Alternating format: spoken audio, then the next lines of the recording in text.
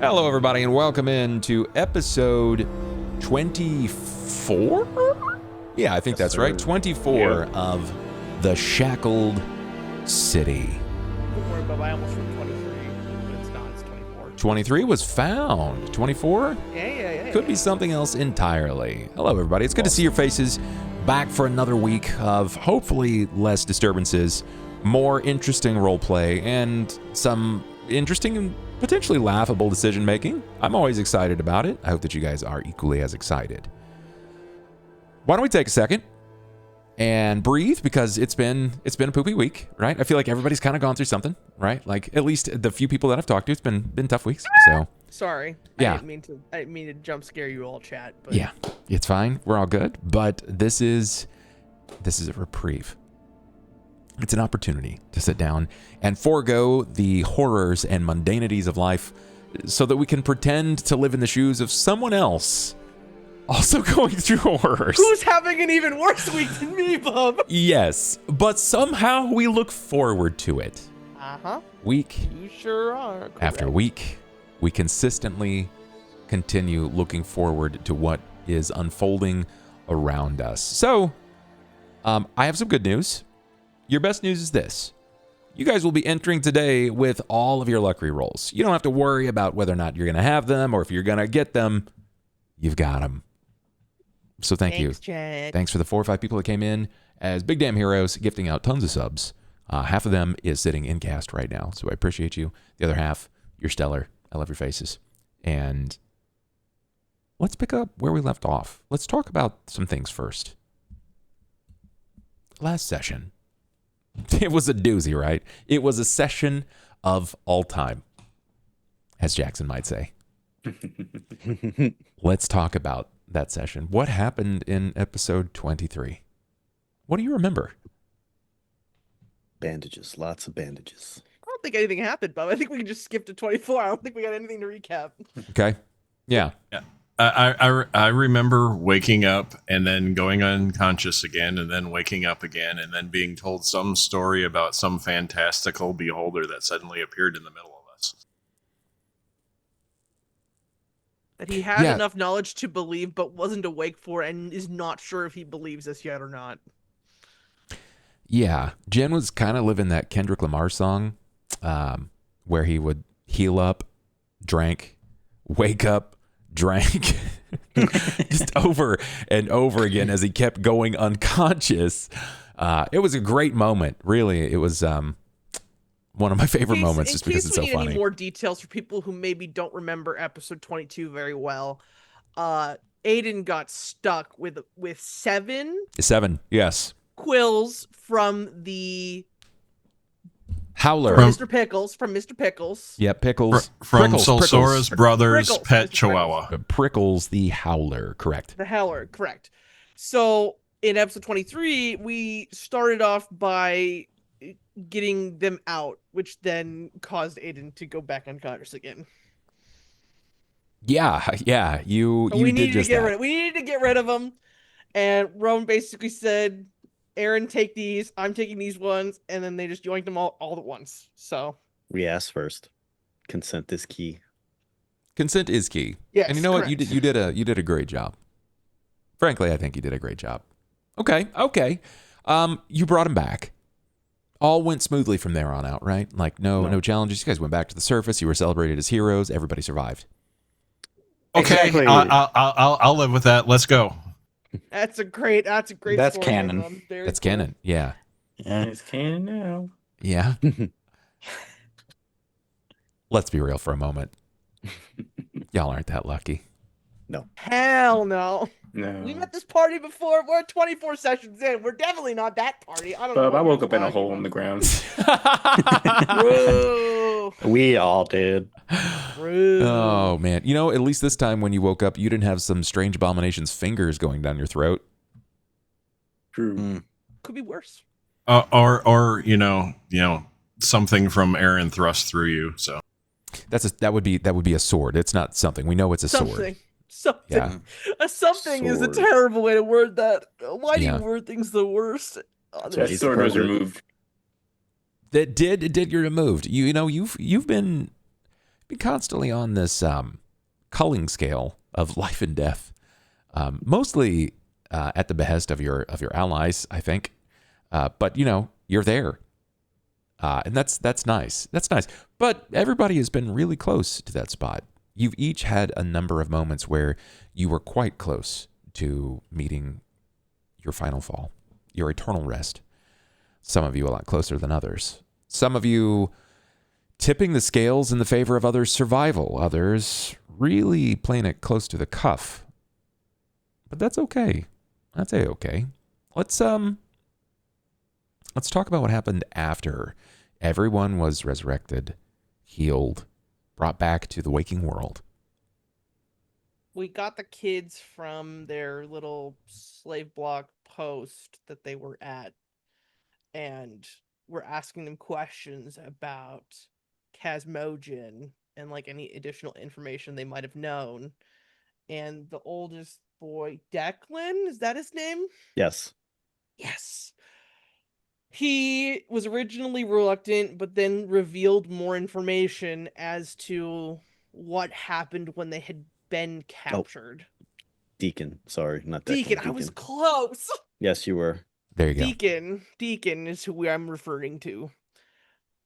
And they revealed to us that they actually got let out the back door, and Patch was not asleep when this occurred. We additionally got details that Patch had been seen talking to a woman figure that we don't have more details on as to how she's aligned or who she is. But Well, we know who she is. Yes, He put a bomb on my hand. Yep. That's right. I forgot that we did know who she was. She strapped a bomb to me. Well, stupid. we're assuming. Well- He said it was a woman. We're assuming it's the same one. Yeah, Well, but he it also described wasn't the actually paint. a bomb. It ended up just being a party Doesn't mean trick, but... they all might wear that paint. That's true. That's a real Sorry, possibility. apparently a bunch of this party had some other information that I did not glean at the time, but that makes sense. It's okay. That we think that she might be connected to the last laugh and had something to do with Patch. We'll say letting the kids go past him, for lack of a better descriptor for right now. Yep. Okay. So that's something you kind of have to table for right now. Yep. It's information that you've got, but you can't do anything with it. It doesn't matter if you don't make it to the surface. Where does everybody sit with that? What's the knee-jerk reaction on Patch? I just want to hear why Patch did it before I make Yeah. any judgments. Yeah, Because- Good. I was going to say I'm hoping it was because he was pressured into it, I was going to and say, I am fearful he was cooperating because he's a member of the Thieves Guild or the street gang or whatever the last laugh is. now my initial thought is there's either some sort of pressure or some sort of blackmail adjacent item that made cooperating the better choice. Yeah, that's what That's at least my initial thoughts. From Like that without they're threatening, I think threatening there was his mom. probably pressure, but how much pressure was applied? Was it like full-on threats or like, hey, we've been doing something for you all this time, so now you owe us? We'll know when we get Well- out. It's just speculation until we can confront him. Deacon did not want to get in trouble, so that's why I'm leaning more to the other side. So we'll see. We'll see. I how mean, it I goes. think he probably truly cares for the kids in the orphanage, but how much does he owe this other party? We'll find out. It's interesting. It's interesting because based on the use of certain words, it sounds like many of you have already come to a determination of how you're going to treat Patch. Which should be interesting to see exactly how that pans out. But again, we'll table that for now until you're afforded more information. What else? What happened next? The kids told us where, the other slaves were, was the direction Casmogen went. So we took our hobgoblin friend and went over there to check it out. What do you know about this hobgoblin? Nothing. He didn't give us his name. Just said he doesn't have a home. Most of his family is dead, or he doesn't know, and he doesn't know how to get out of here.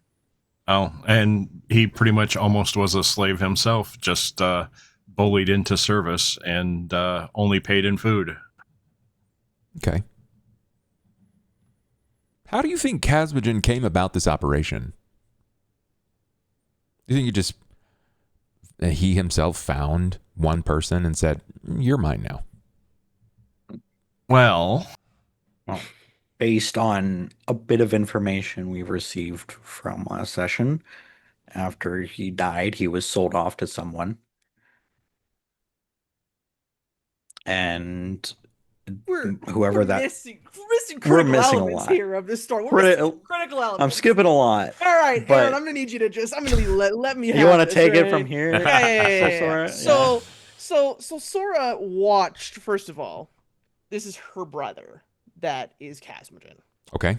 We found this out partially in 22, but 23 was like very much, how you doing, sis? How you been doing up there in the surface, abandoning us all and that, whatever. So, after he died, their father sold his body off, and he got to be made into this troll Dwegar combination that he's here now. Yeah. So Aaron had it mostly right, but we have to include that, like, he has Bit of extra connections to context. people that probably in.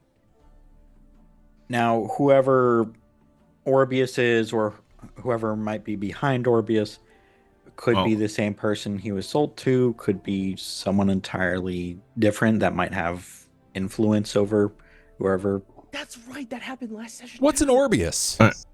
It's a beholder. That's the name of the Aiden! beholder. yeah, and it was being called Lord Orbius, according to the kids. And Okay. Casmogen.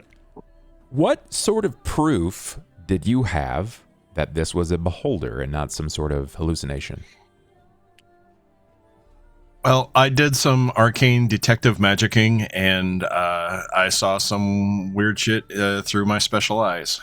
Yeah, that's it's very accurate medical lingo.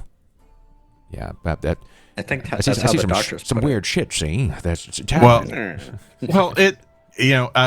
there was some distortion in the magical weave. There, corruption, if you will, that an abomination like a beholder might leave behind. But there was also a connection behind it as well. So the question was the beholder, controlled by someone else? Is the beholder, well, there's Maybe.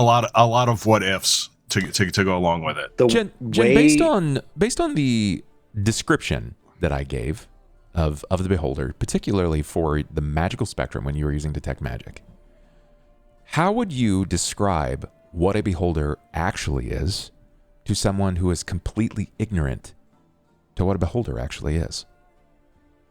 As Aiden. As Aiden, it is a abomination type life form, the origin of which is still in debate in academic circles. It is a perversion on reality, if you will. It is an embodiment of magic. It is able to emit and various magical effects, and it is also able to sever said magical effects with its main central eye. Yeah, that's a pretty important indication there. Farm, upon your vision, upon fielding this figure before you, that was a noted moment right there. That the beholder never opened its central eye, right? Yeah, it never did. It was closed the whole time. Why do you think that is? Well, it go ahead. it means there's some magical effect that it did not want to disrupt. Why would it not want to disrupt something magical? Any number of reasons. Any number of reasons. Well, let's ask. I was going to say it could be because it was currently under some sort of magical effect just to be there. It could be maybe there was some sort of illusion or ongoing enchantment in the area that it didn't want to kill. There's something magical going on it didn't want to disrupt. And the nature of that can be an infinite number of things. Right. What I was thinking was, because at the end, like Casmogen told us that his master watches through his eye, so maybe he didn't want to disrupt whatever that effect is going on with Casmogen, because Casmogen was like directly in front of him. I don't know. Mm-hmm. The other thing I could think of is since there was that second source behind the beholder, it could be that that second source is controlling it, and he has sealed its main eye so it can't disrupt whatever control is being put on it. That's fair. That's fair. So the assumption is, based off of your read, is that someone or something is commanding a beholder. Or Mhm. is able to create an illusion strong enough to impact the weave to look like a beholder. The other thing is, I don't know if does that eye affect like the life of, like Jim said in chat, like magical, because technically Casmogen is half magical being or whatever. Would that eye disrupt his life force? That's an interesting theory. No, it would not disrupt that. That eye itself creates a significant and powerful anti-magic field. It basically shuts it off. Imagine like a faucet and someone just sputters the wheel back closed. Nothing comes out. You get nothing. Doesn't matter. It could have 100 billion charges on it. Nothing's ever coming out of it. That's the power of their eyes. At least their central eye. Mm. It cuts off that magic at its source. It will kill the spell that is active. And each eye stalk is guaranteed to do something different. More often than not, really, really detrimental to the lives of those around it. Yeah, one eye blew up all the firebugs in the room. That's correct. It did. It did. Which wasn't really a problem for most of you, because most of you can see in the dark. That should be a pretty interesting bit of information for you. Did Lord Orbius say anything to you specifically? We're punching above our weight class, and stop fucking around or you'll find out. More or less. Yeah, that's more or less the case. That being said, if he were to smote out all of the light sources in the room, you think it's safe to say that he probably knows all of you very, very well? That's interesting because I'm seeing a mixture of head bobs going in ups and downs and left to right. All of us can see my in the best dark, guess. so it obviously not. It doesn't know us because what is one of the first things he said to Carter? What did he say? He says, "I know your kind," and Carter was like, "You do?" And he goes, "I know of all of your kind in general. You eat, you go together, you stay together and stuff." And Carter's like, "This is not a description of me at all. What is this guy talking about?" But just kept his mouth shut because he didn't know what he was dealing with. True, yeah. But this beholder had a lot to say, to which Carter was like, "Factually incorrect, but now's not the time." Yeah, Actually. yeah. And if he actually knew you guys that well, what's the point of shutting out all the light sources? If he knew that you could all see in the dark, or most of you could see in the dark, why would he even bother? So he's got some information. He's probably really good at guessing a few details too, based off of what he does know of each of you. That's to be determined, though. But he got out, right? He pieced it. He pieced it, and he took the child with him because this child is special to me and important, and you do not get this child. You can have the rest of them, but this child's mine. Who's this child?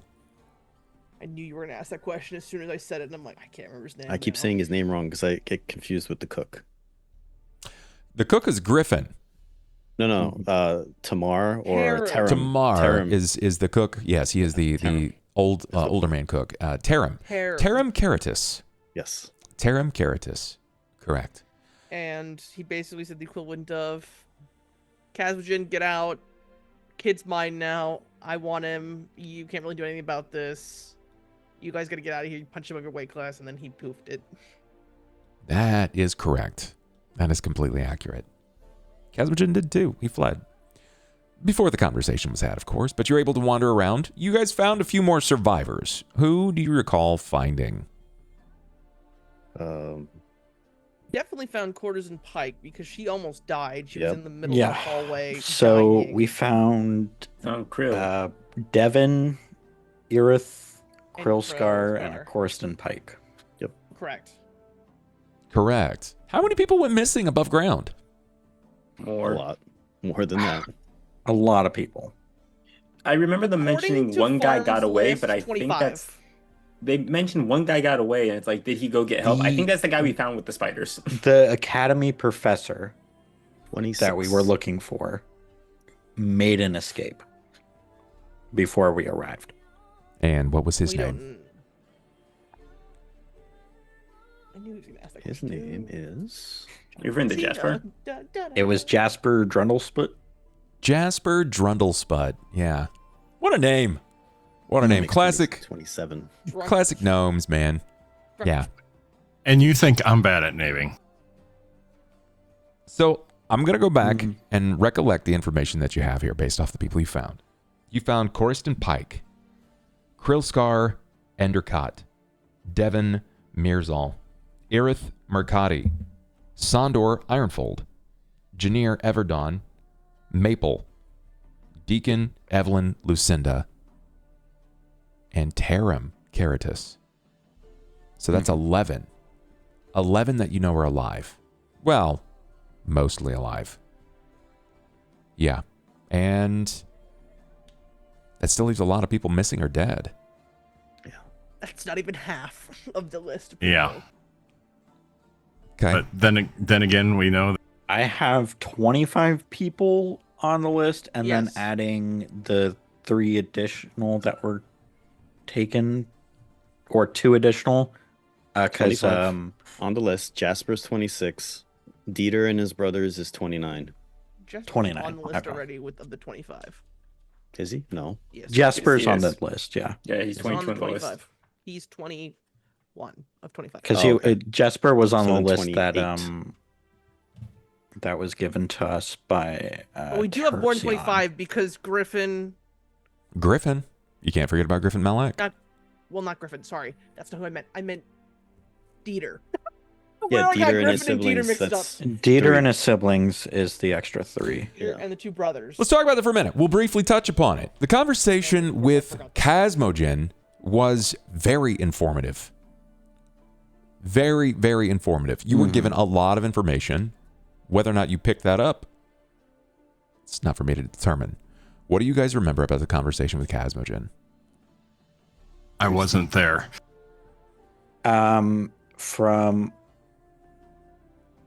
From the past few episodes, between us entering before combat and talking with him, and then the conversation on the bridge, it was kind of a large undertaking between a couple parties, but people more than just the people from Cauldron were missing. They had also taken a large amount of people from Sassarine and Kingfisher Hollow. Sure, yeah. Okay. All right. What else? What else do you And recall? We also know that there's funding, or at least they're buying supplies from the Deep Silt Dwarf trading family, so they might be indirectly financing this in exchange for profits, or it might be just selling them supplies. We know that Sosaurus family, the Steelhearts, are somewhat involved because they've provided the statue, and I guess her brother's working with them, but I don't know if he's directly working with the family anymore. Okay. All right. What else can you guys recall? Anything important that is worth mentioning? There was the letter that Aiden found from Kingfisher Hollow. Aiden, what did your letter say? It was a letter from a mysterious V. Yeah. Who uses the emblem of the Kingfisher Messengers, and it was basically telling Kazmojin, "Hey, you're doing too good of a job, you're going to get noticed and people are going to come and investigate. So slow your ass down. Yeah. It's a hell of a warning. Why was that significant? Why does that matter? Well, I mean, later on in the conversation, Casmagen mentioned this V to both, Farm and Christie, to Sasora and Rowan. And I also know the Kingfisher Messengers are run by my mom's cousin, which I've been calling Auntie, so. Yeah. It's okay to be wrong. Nobody's mad at you for it. It's all right. He gave us a lot more See our info, blue too. water, blue crater debacle. That's been the topic of Yep. 6 sessions in a row. There's that. I think Casmagen also let us know that Dieter was sold to this V, or at least someone in Kingfisher's Hollow. Dieter and his brothers were sold to somebody in Kingfisher Hollow, yes. And then he also warned us, he told us that his oldest brother is in charge of, the war party. Mm-hmm. They're attacking the Dark Elves. Oh yeah. Where? And then they're coming for Christie. Like what raid? What is this raid called? What did he say? It was an attack on what? Menza. Yeah, that's right, Menza. Is that the capital? That's the capital. That's capital. We may never see them again. They might all perish there. I think we are. Yeah. Some of For them. the sake of plot, we're going to see some of them, but I don't think all those siblings that Casmogen mentioned, because apparently Sosora's parents have been fucking. Apparently, I don't think all the siblings are going to make it. I mean, probably no one but Sosora knows this, or maybe not even Sosora. But like historically, raids on elf cities in the Deep Dark do not go well. No, they don't. Just above board. Can you imagine, though, just for a second, let me posit this idea, how either large your cojones have to be, or how significant of a threat you might afford them to have the level of confidence. It's that second one. What I could think is rather than... is because if Sosora's mom is leading the family, which she almost definitely is, she is putting all these resources into this. It has to be more than just wanting to take the city.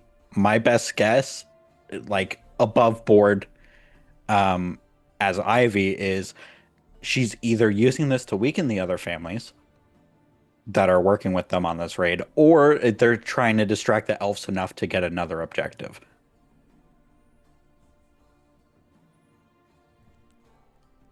You're in the right wheelhouse. You're in the ballpark. There's no way someone leading the Steelheart family is just going to be like, yeah, a raid on this city is definitely going to work. We're going to get so much out of this.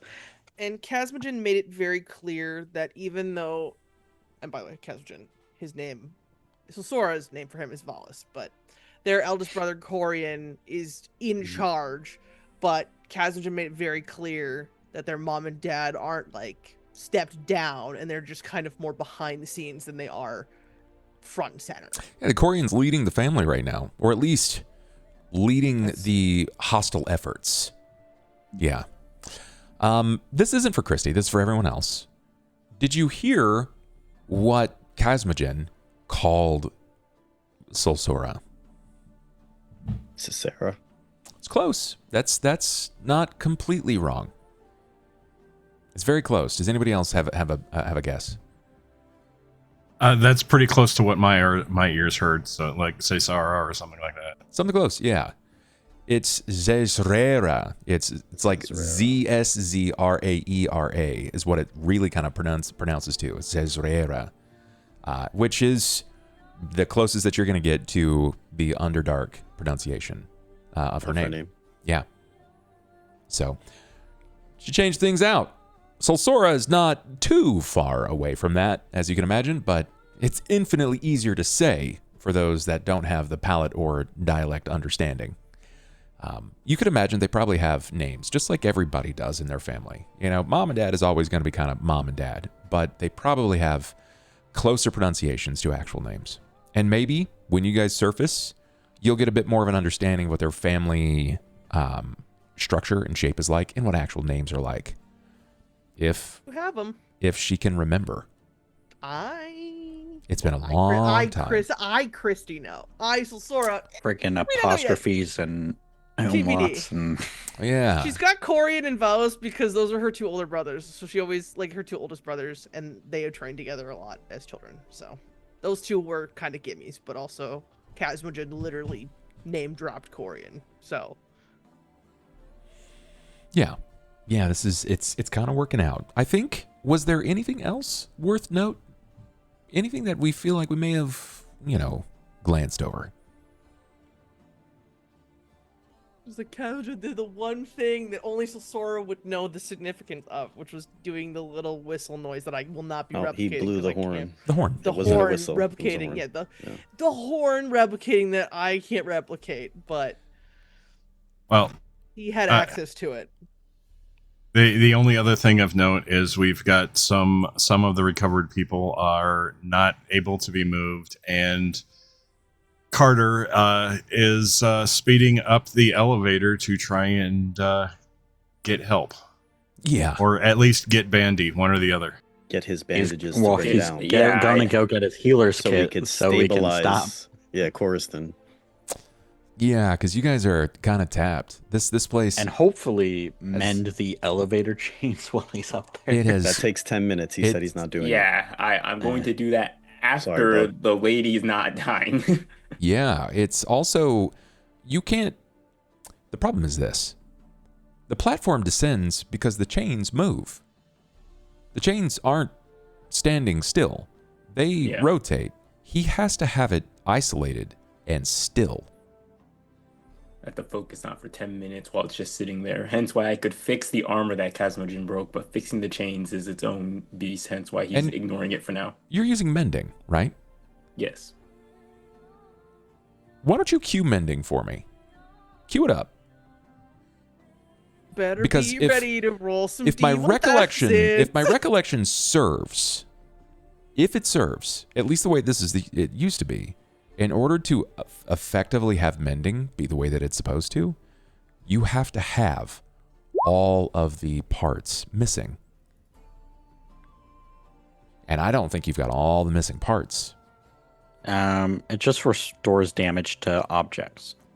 Incorrect. It repairs. In order It to does repair, repair. Yep, you have all to the have the pieces parts. of the object must be present for the spell to function.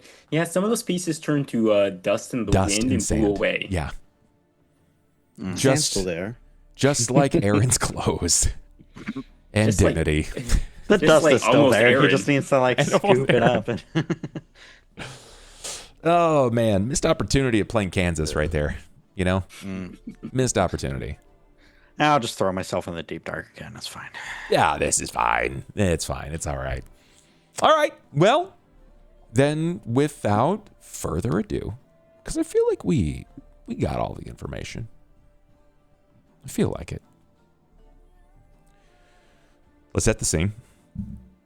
Rein things in and establish exactly what's happening to Carter right now. My friend Carter, your scenario is going to be inherently different because you already know that the ride has been explained to be longer in duration.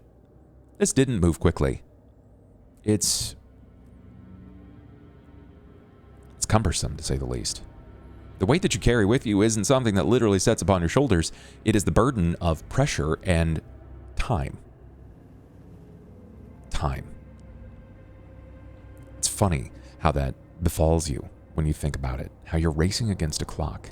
How there have been kind of clocks set about you the entire time. You had to get to the kids before they were sold. You had to find the people before they were sold, or in this case, killed and eaten. And time is what you have right now. Minutes. Minutes may not sound very long on the surface, but with your absolutely glacial ascent, not even to the surface, just to the realm above, these minutes feel like echoes of years long past. And I've come to realize, especially as I age, time ticks by so much faster. As I approach my 40s, I realize that days are over in the blink of an eye, but to someone who has the cognitive capacity and memory of essentially a toddler, It moves so much slower. Your thoughts just bounce around the inside of your head, rapid fire. These minutes are going to feel like hours. So I ask, as you hear the slow ticking of each chain link passing through its rung and loop in your glacial ascent to the surface, as you watch each rickety board rattle beneath you, what does Carter think about? At first, he's kind of mentally like keeping track of all the things he needs to do. He's mentally remembering the short path he'll need to take to get back to the room that he needs to.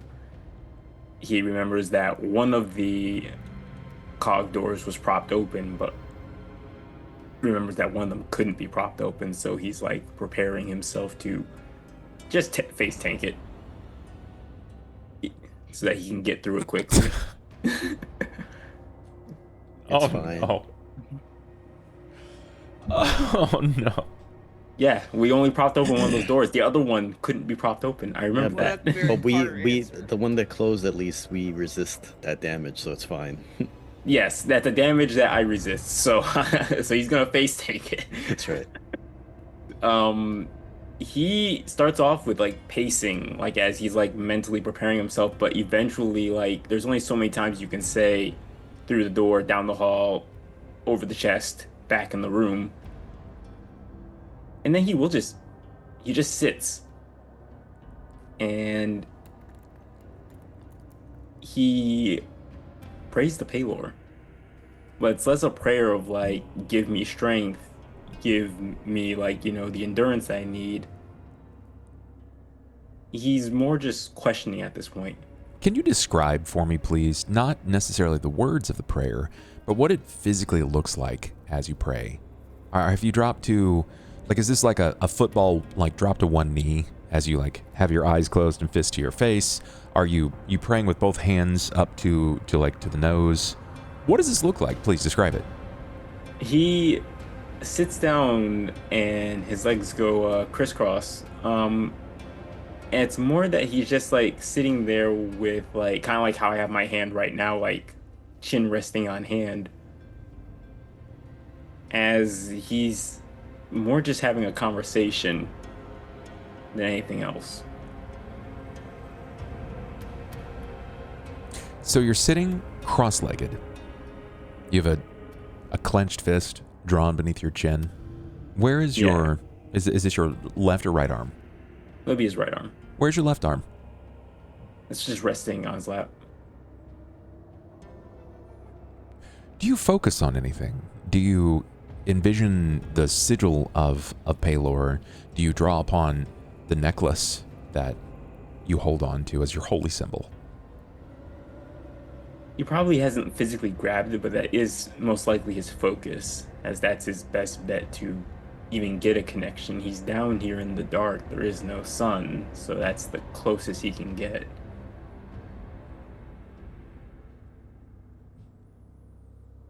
You're left with some surprise.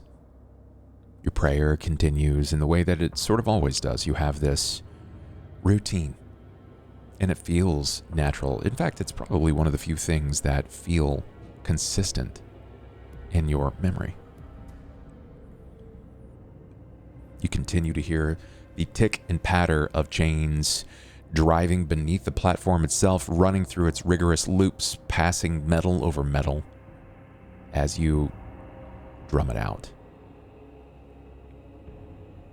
The wood rattles beneath you, but it's something almost of like a calming, like a mother shaking or cradling and rocking an infant. It's pleasant. It's not harmful. And it's a moment of isolation. And that's very rare for you.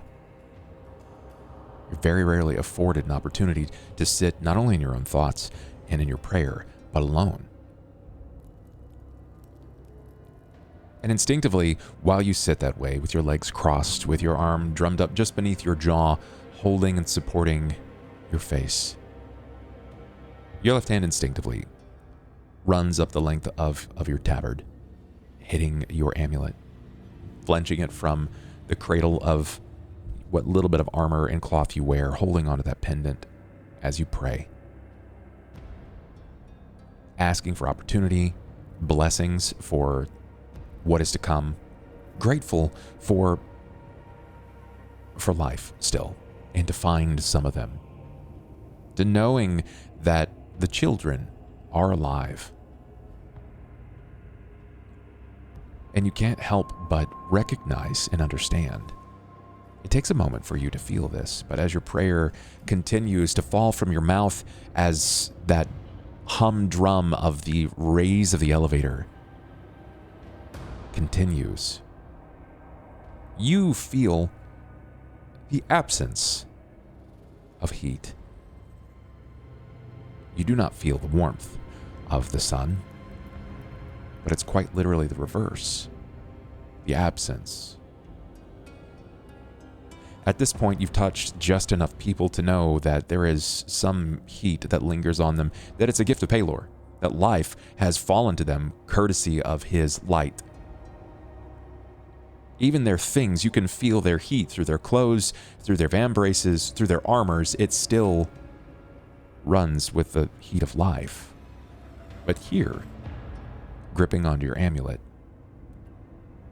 it is devoid of that. There is an absence of heat, as if it has sat in a cool room or against a cold body for too long. And it's almost as if it's pulling the heat from your hand, like it's siphoning Pelor's gift to man.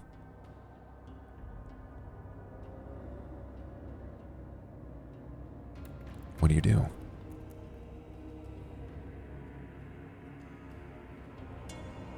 Here's a question related to my mental trait. What do I hear? Because I'm constantly distracted by, I thought of it almost like faint music in the background. How does that react to this? The music itself never really changes in volume. It still remains. That distraction still sort of percolates and dances over the back of your mind. The distraction is always there. It's constantly drawing upon your attention, hence why you can't seem to focus on something for too long or even stare too far into the distance. You're not stricken with just merely blindness, but something runs amidst your body. It's the sound.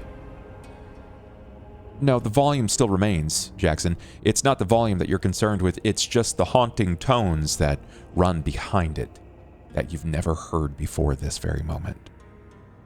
He can't place the song and he hates it. He's constantly trying to figure out what is the song that's playing in his head, but he can never figure it out. Hence why it distracts him all the time.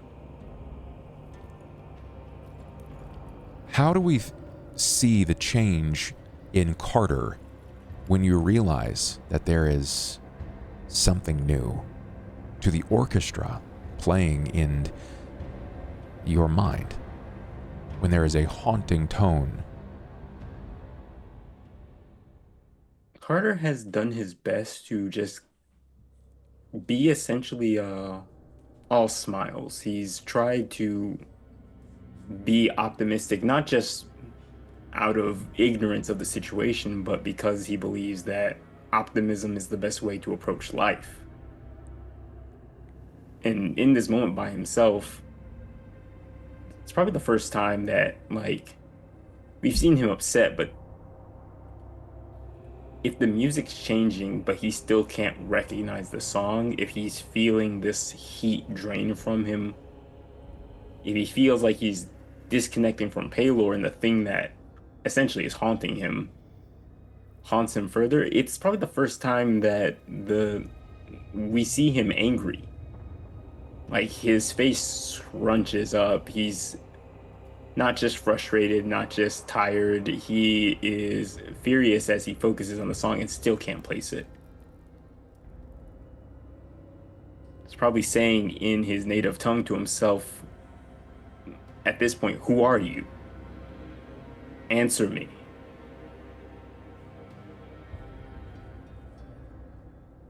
Are you speaking aloud to the room, or would you speak to your holy symbol?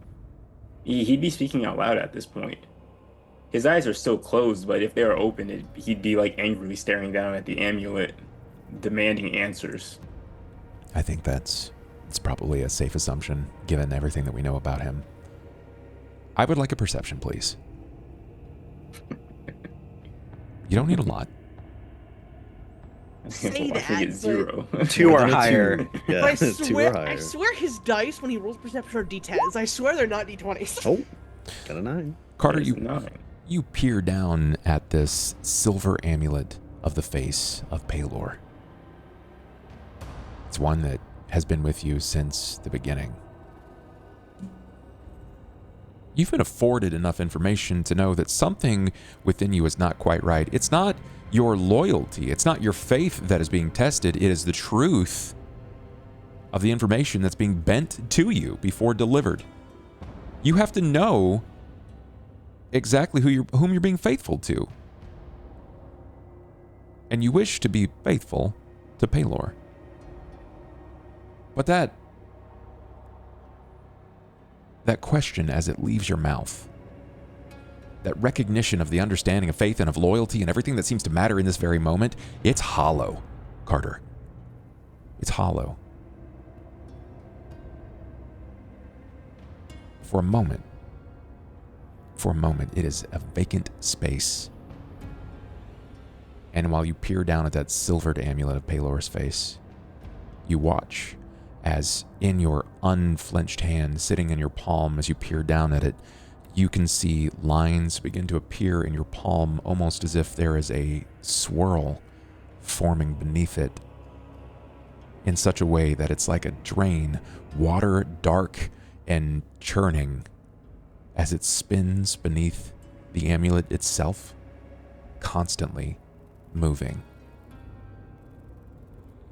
Are you familiar with Junji Ito at all? A little bit. There is something that's interesting about Junji Ito's art most of the time, despite his types of comics and the things that he writes. He is persistently leaving a spiral. There is a dark spiral that spins beneath the amulet. And as you ask that question and that vacancy of your faith and loyalty sort of pervades you and leaves you, that spiral grows beneath your palm, beneath the amulet itself. And though your forehead is scrunched in this grimace and glower, you do your best to recall and remember your faith and loyalty to Palor. And you briefly close your eyes to almost placate this swell of spiral, this emptiness, this vacation of all that is holy in you. And when you glance back, your palm is normal again. And your amulet is not there.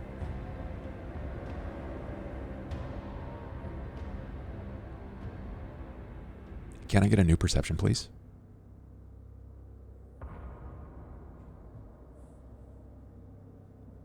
I got rerolls. We can blow them. It's still enough. The natural conclusion of things when your amulet goes missing is to just follow the chain, Carter, and as you follow the chain, you have two links that come down to nothing.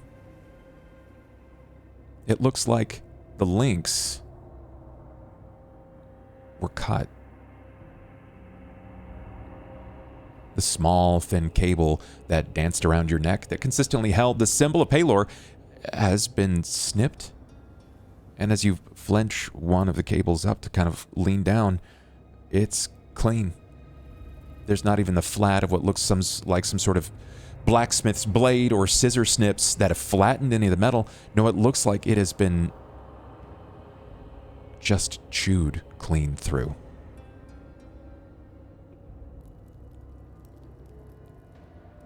No. Wait. And he's gonna start looking around, feeling around the floor, and trying to find it. You instinctively move from your crisscrossed position. You start feeling around in front of you. And as you do so, it's another example here. It's the dead heat of summer. You're sitting in a car and you look at a car neighboring you, 95 degrees outside. You can see the heat rising from the roof or from the hood, you know, that visual blur as it rises. You witness the same thing happening to your skin. But when you move your eyes to verify if it's actually happening, it shifts with you. And instead, it's not some blur of heat rising from metal. It's the spiral trying to find a home on your flesh.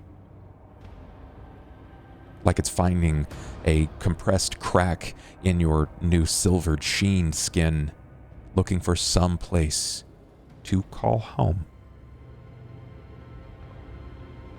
Who are you?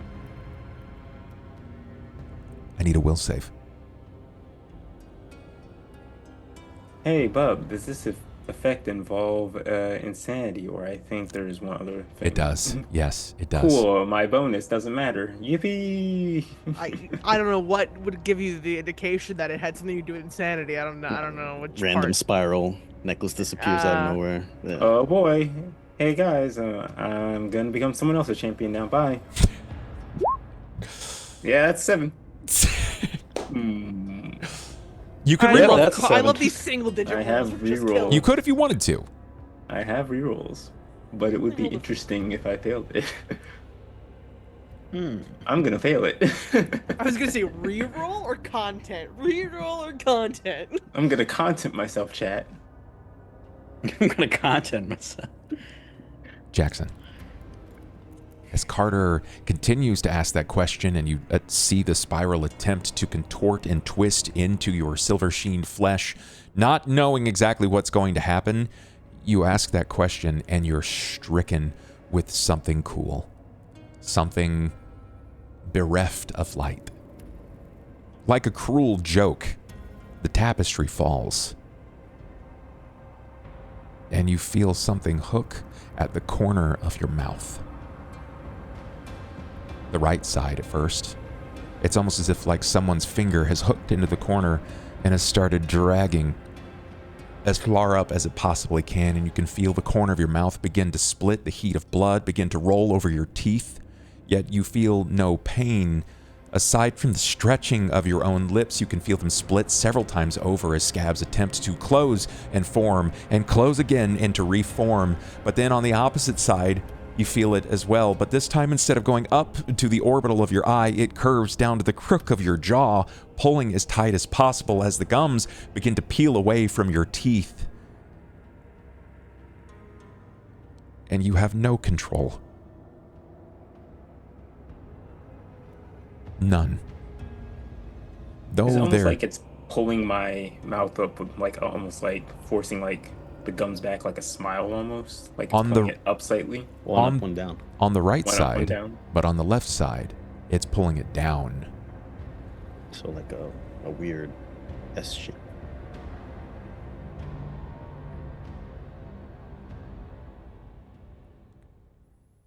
Mm. An audible snap and pull as your attention is drawn to the fact that the elevator has come to a stop. You look around and you can see the door. The door leading you out. Directly to where you're supposed to be. You can see that the door has been flenched open, that something is there holding it abreast for you to walk through. You know, just 2 rooms away is Bandy and your backpack.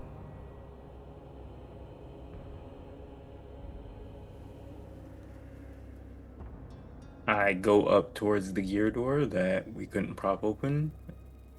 He does some basically little mental affirmation of like, I can do this, and I'm gonna try and force the door open. The door is already Knowing open. that's gonna try. Oh, it's already open. In fact, there is a deliberate wedge placed in the door. I don't remember us placing that. You didn't.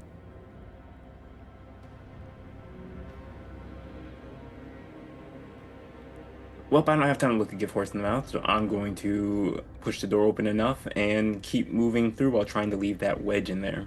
Sure. You push through, you find the second door similarly wedged open. It's just 2 rooms away that you left Bandy and your backpack. And you can see that that next door leading into that room has been wedged. You don't really remember putting this wedge here. You definitely don't remember putting that wedge there. Wedged one door. And as best as he can, he'll try and keep his eyes peeled as he moves into the room for Bandy in the backpack. Bandy is gone. The backpack remains. But the chest isn't there. The mimic, not to be seen. There is someone, however, in the room. A figure you have come to know as Yuatib. He stands with his back to a wall. His left leg is pulled up. His heel and the flat of his foot is placed against the wall. His right leg is sort of kiltered out as like a kickstand. His face is mostly uncovered as he draws from a long pipe, something you may expect to see from a gnome or from a dwarf, not from this kind of person. When you entered the room, he quickly removed a very particular weapon that he let Solsora hold. But when he sees it's you, he slowly pulls it back to his side. Yuatib? Is that all you say to him? Mm-hmm.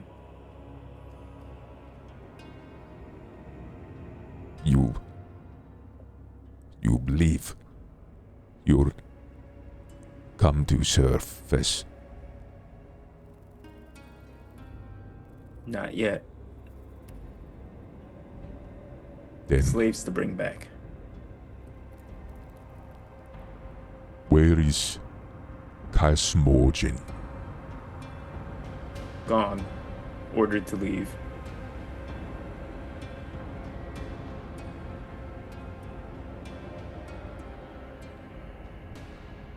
Where is Dwarf?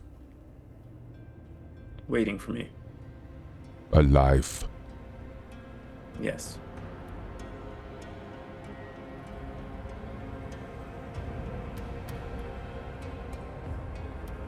He takes a moment. There's a long draw from the pipe as the mouth sort of opens in a widened glance. You see his teeth almost look like they've been deliberately filed down into such a way to make him appear more monstrous than actually is so. And it just lets out this plumage of this almost grayish blue smoke that runs from his mouth like a smokestack might, as opposed to someone deliberately trying to gout out. It just free flows. He pulls his hand to his side and reaches up, grabbing what looks like some sort of small bag. Give to dwarf. Favor and help. Yuatib enetsar ken kanaf.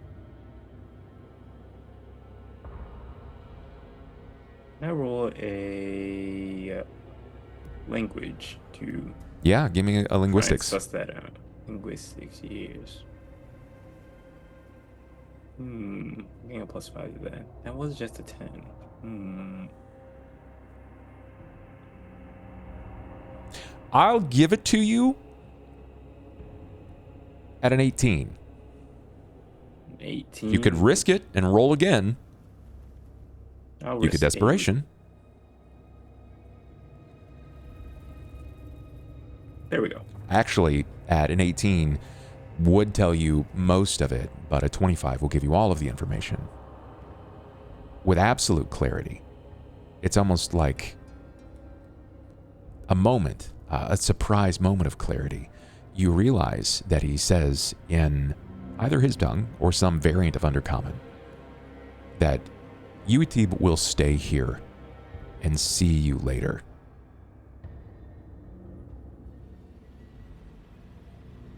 He drops the bag down on the ground. It's very small. Think roughly the size of like a fortune cookie.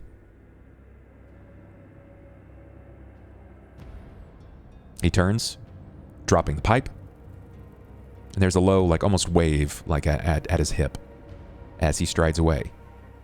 Can I, now I know the term for see you later, say it back to him in Undercommon? Or whatever variant he just spoke to me in. Yes, you can. Let's give me a linguistics. I would just like a 14 on this. You're using a language that is not common to you. I'll use another roll. I'll use one more. God damn. So let's see, that's 2. So I'm down there. So you have 2 rerolls left. There we go. 1 reroll left. When you say that, you kind of stumble. There is a momentary stumble before you find like the hook in the dialect. Like it has this roll into, and that's safe. And when you say it back to him, he kind of turns, and there's a squint in his eyes before you see a smile, and he nods. He nods to you. It's that moment of like, where he's like, okay. I see you. Yeah, thank you for taking the time to learn. I'll learn it all Thank you for eventually. attempting and trying. Eh. You did, Oh, no, you did a good try, buddy. It came across very smoothly. Like if you had fumbled at an 8, he probably would have laughed at you. He probably would have laughed at But you this time a he's lot. now laughing with you. But now he's like, okay. That look is it's the look of you let on more than you know. And then he keeps succeeding at these, so eventually I can just have Undercommon on my sheet. I mean, next level up. A little bit of downtime. What do you do Trade now? Bing bong, I trade you Undercommon. Is mutually beneficial here. We don't get downtime in this campaign. Well, as I was pointing out, Paler may not speak Undercommon because there's no sun down there, but Alidamara... Is it Ali Damara, though? Look, I don't know a lot about the Greyhawk deities, but I think I know who just took my amulet.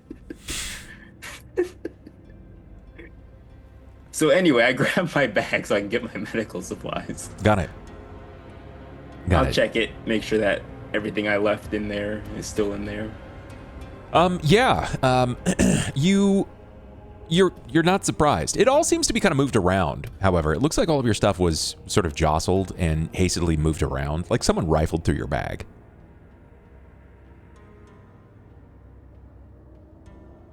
I'm just going to assume it was UAT, but he found nothing interesting. Got it. Got it. Okay. I understand who UAT is. It's actually Alidamara. UAT was Alidamara. Yeah. That's it's crazy.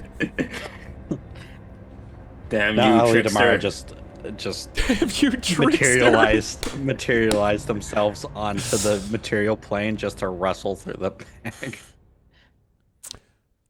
Your return is quiet.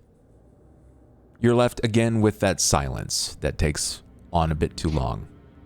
And frankly, you aren't certain that this contraption, this elevator, is 1, safe beforehand, but 2, any safer now.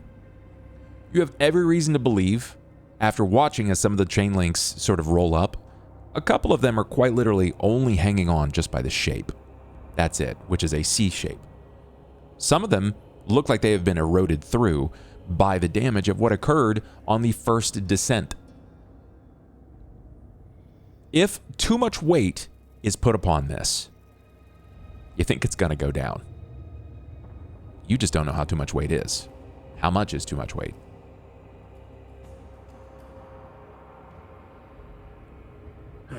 Bring them up a few at a time. Slowly and steady. The journey never ends. And he pulls the lever to descend. Mm-hmm. You hear the internal mechanism itself as it comes to a notch lock, this loud thud, as it begins to rotate the chains before inevitably and you hear the sound of wood grating against the walls in your descent. As we watch you slowly peel back from the camera view, our camera turns as it rotates around, and we find our allies yet again at a bridge. The three of you together. We see Solsora. We see Aaron. And we see Rowan. Knowing full well, as of this moment, Aiden has been left to himself. There are many injured people and a hobgoblin. If there was ever a moment that a rude DM could function and act, it's the moment that you left an injured wizard with an enemy hobgoblin. But you know what? It's fucking Aaron's fault. You know what? I am not him. Also, after that last interaction I had with him, I assumed he wasn't that bad. The way Okay. you described how he felt when I asked him instead of ordering him around. Sure. I can support it and get behind it. Our So camera where is he going to run to? The exit we're standing at? The camera focuses as it peels down over the bridge. You can see it from the top-down third-person view. And beneath you, what all of you believe once was water, silent and stoic, it rotates around, seeing Solsora's face. These moments that have placated her, she figured she may never see her family ever again. And now she's come face to face with the one she was certain was never possible to ever see. So Sora, I want 2 descriptions from you. First and foremost, I would like for you to describe Solsora's face in this moment, emotionally conflicted, if you will. Secondly, I would like the strongest description that you can afford me of what Solsora's hair is like, because we rarely get to see her without her helmet. Describe those for me. I don't know if Solsora knows what to think at this point, because over the span of like the shortest period of time, she went from assuming that her family was connected to literally seeing her dead brother to her dead brother disappearing right in front of her. And I don't know if she has any sort of way of figuring out anything that makes sense to her at this point, because he is now, lack of better word, an outsider in comparison to somebody like Corian, but she can't ignore the fact that the statue was there, that there's all these other things that are pointing to that her family is more connected than just her brother being in charge. There's something else going on here that she can't get to. Right. So she's probably like sort of stunned, sort of conflicted, probably a little sad even too, kind of just like, not sad, but like empty, if that makes sense. It's Like fair. that she doesn't really know what to make of it. Now describe her hair, please. I've even ever written down her hair. I didn't even write down the description I gave you, which is crazy. I can't think Solsora's hair is very long. I would say it's probably like yay long, because she wouldn't want it to be in her way when she's doing all these different tasks, and she's already wearing a helmet anyway, so her hair would be like more of a hindrance than a help. Do you So she think probably keeps it decently short. do you think it's one of those things where she kind of keeps it braided back at all? Sure. Even if it's like Sure. sort of very short and tight braid? Right. Yeah. Okay. Keeping it out of her face, keeping it like basically in one place. Now, for the boys here, for Rowan and for Aaron, I am not going to hit you with TV cinema magic. I'm not going to tell you that her braid is beautiful and white amidst her ashen skin. It's not one of those things where it's been perfectly taut, it's been hairsprayed and gelled down into such a manner that it looks like it's been Hell untouched no. and she's been carved from stone. If any of you have ever spent any amount of time with a partner who's even bumped their hair, you guys just went through combat. Real, messy It's combat. messy, frayed, Yeah. greasy. It's poking like out in all wearing a directions. It's I over was gonna say Aaron's she's blood. probably like nervous taking at this point. This like one piece of hair that's like right here that she's like trying to get behind her ear. Yeah. So she probably just every so often like tries to get it behind her ear. And That's my image of this current situation. there's silence. The two of you realize that. So Sora, every time she's struck by this information about her past, it's like it's taking so long for her to postulate what her next move is. How much of her history she's willing to let go of for your knowledge. Yeah, Is it she's even safe to let that information go? she's even kind of like 1,000 yards staring into the water. Like she's facing this way, like looking down into the water. I'm gonna walk over and put my hand on her shoulder and just say to her, like quietly, "At least you know your brother's alive." Damn. Shit. I just only one thing I didn't expect. I'm gonna say that's a Christy response, not a Sora response. Oh yeah. No, She just Christy's goes, response is, "Damn, shit." I didn't realize that Rowan was gonna. That's like the one thing I didn't expect Rowan to say, so I don't have a response. I honestly think Sora probably just nods to you specifically. And then back to a Rowan response. We need to get back to Aiden. He's by himself. Let's go. Aaron, can I get a perception from you, please? Absolutely. Here on the Aaron Reeve character sheet. Here on the Aaron Reeve character sheet. Soon to be torn up. I'll reroll that. Well, I'll reroll that too. And back to it. You got the Jackson perception today. Excellent. I love 12, 5, 12. You happy with it? Hell no, but I don't know not if this even- man's gonna waste more rerolls. Let's see, I've wasted 2. I'll waste a third one. Here, 21. There we Let's go. go. That looks a lot better. I don't know, that seems like a way terrible way to waste a reroll, but See, you know, most gamblers quit before they hit it big. damn. No one encouraged you. True. Well, Out here, we encouraging, support absolutely. gambling, right? That's No, what we. Bub, we can't be. No. He ain't a quitter. And for the low That's what cost I'm of supporting. 50 gifted subs right now, I will endorse you gambling as well. No. Welcome to Gotcha Talks. No. All right, Aaron, Over gotcha. You- Crazy, though. you see, right? It's pretty clear that she's reeling, right? She's going through. She's not emotionally distraught and lost and kicking and screaming, but the torrent inside is loud enough. You hear Rowan speak. At least you know your brother's alive. And there's a moment before he responds again. Come on. You have stuff to do. But your vision is drawn to the far northern, I would say northwest part of this area, of like beyond the bridge. There is what you can't quite hear anything, but you see a momentary snap of blue light. They got glow sticks in the Underdark.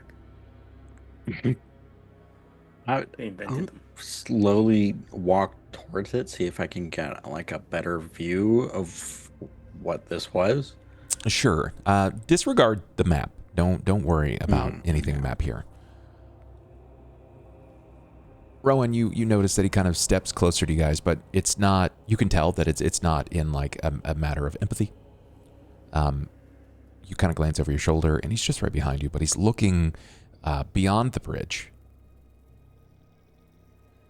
His What do you focus, see, Aaron? yeah, his focus is trained into the darkness. You can't There even was a see in the flash of dark. light over there. Something blue or I'm not sure.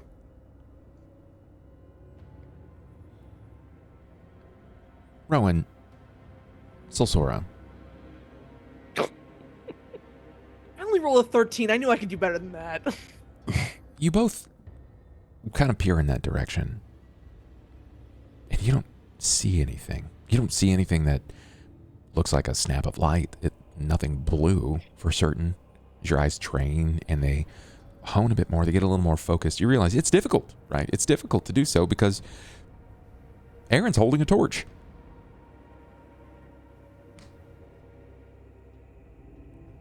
And as you begin to give up, thinking nothing of it, you go back to Solsora. Kind of tap her on the back as a reminder, hey, it's time to go. It occurs again, just as you both begin to train your eyes away from it.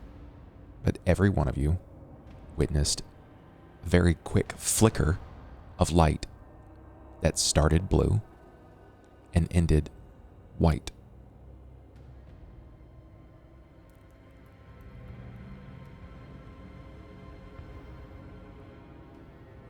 Again, you can keep moving your tokens, but it doesn't matter. Okay. No, I'm gonna just keep doing it. indicating that I'm not returning to Aiden. I'm figuring out what the light is. This is my indication that I'm going towards the light. Yeah, if not towards Solsara Aiden. starts moving, Rowan will move next to her. Just to see what this is. Aaron, stay behind us. It's just out of your field of view. Will you go back whatsoever and alert either Aiden or Carter if Carter returns? You did send Carter off alone. That's safe. Does it look like it's stationary or it's moving away as we move? How long will you watch? Till it blinks again the third time. You said Until it blinked there's twice some again. sort of- It yeah, did there's some once sort and then of, another. like- So when the next one Yeah. happens, Seeing 3. yeah. Seeing there's been a pattern from the 3 of them. Sure. 30 or 40 more seconds pass by before you see a significantly brighter snap of light. Lasts about the same length of time. And does it look like it's moving or is it stationary? You believe it's stationary.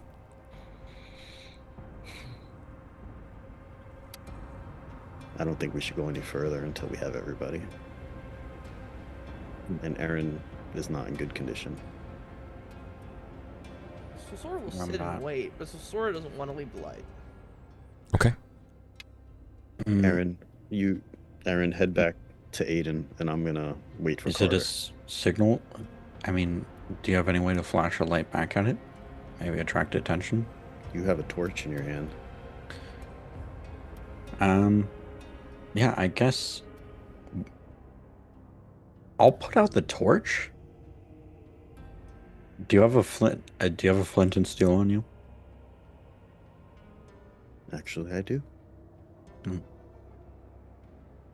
So I'll put out the torch. If you could maybe just try to get some sparks going, it'd be a lot easier to see in the dark. I'll head back over to check on our wizard, I guess. That's not what I meant, but okay. Get him and bring him back here. No, Yeah. it's fine. It- Just go back to him and stay there for now. So Sora, you said you're gonna wait and watch the light. So Sora doesn't want to leave the light. Okay. And I'm gonna head So back Sora, to. if Rowan says we shouldn't go without everybody, so Sora will not move from where she is, but she's not going back with them. Okay. Well, before he leaves, he's gonna say, "What I meant for Aaron to do was like hide the torch, then show it again, like a flash, like that light, and see what happens." Oh, I guess. I mean, that's not very. And then he's It's gonna. not very easy to do with a torch. I mean, No, of you have to course. remember, Aaron has literally No, the of great course. axe, his armor, Of and course. the torch. But that's like you could have put the axe in front of the torch, and then I guess. I'm sure the axe. It's a great axe. So I'm sure the axe head is bigger than the torch. And then he's gonna see if the elevator came back down. Sure. Yeah. And by the time you return, you will see just above, probably about 60 or so feet above, is the slow decline of the elevator as it returns down. Probably another 20 to 30 more seconds pass before it silences in its stop. It rests and nestles in what looks to be its rearmost alcove, like it's set sort of like a glove. And there he is. He stands. I close my journal and put it back into my backpack. Bub, I did draw the funny spiral symbol into my journal for study later. Okay. Okay. Would we say that your demeanor has changed at all? He's gonna do his best to pretend that it hasn't. Okay. Lie detector test determined that was a lie. Okay. Gotcha. Mhm. Okay. As he sees you, he he closes his book and places it back in his adventurous bag, and glances back to you, standing, kind of putting his bag back on and walking to you. You only have one bag. Bandy wasn't there, but Yuti was. I gotta bring something to Sosora after we heal the last lady. Can you make it back to the room on your own? Yeah, all the doors were propped open. I didn't have to fight anything. No, I meant to the people down here. You remember how to go back there? Yeah, no, I was saying I'm fine. I didn't have to do anything. I just grabbed my bag. Farm, can I get a sense motive? He said he's trying to act normal, but that's Yeah. not. Oh, that's better. Can I get a bluff from Jackson? Oh, I was Nope, gonna say, sounds fine to me. To be fair, Bluff's like the one skill Carter probably could get past everybody. Like, let's the be real. Riz Master. Carter would have a problem because sense motive is wisdom based, so Sora would probably have a decent time. Rowan. Yep. That didn't quite land with you, right? But it's not anything that would rouse suspicion. You already know that Carter's kind of weird. He's a little freaky little weirdo like that. So you don't really know. Freaky little weirdo. You're not really sure why he almost said it like that, but he immediately sees you, nods. He comes to agreement, and unless you walk with him, he kind of beelines for the path that he's the most familiar with. Yep, that's our weirdo right there. He beat me by 1 because he has a +4 and I have a +3. Son of a bitch. We rolled the same. And my charisma's slightly nerfed right now. Suck it. When he goes, if he can make it back to the room, Rowan's gonna go back to Sosora and tell her that he came back and he's gonna head over and work on. Carter, I would like from you a perception. This isn't going to be impacted by your sight negativity.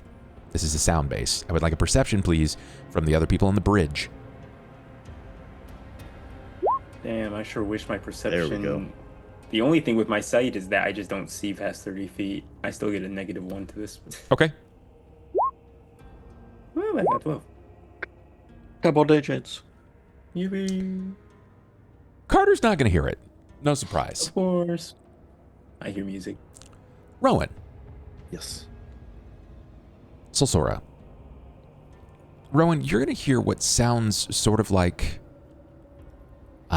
it's like an electrical snap, like a synapse snap, like a... And you'll see that flash of light. You hadn't heard that previously. You can tell that Sosora doesn't hear that, as her attention is not averted immediately to that space, but she hasn't quite looked away from when that light is. Sosora, it's probably every... The pattern that you found, it's every 35 to 36 seconds. Yeah, she's gonna keep watching it. You didn't hear But it. she's gonna no. Hear what? I don't know. It's a weird, like, zap kind of noise. I don't know how to describe it. I didn't hear one.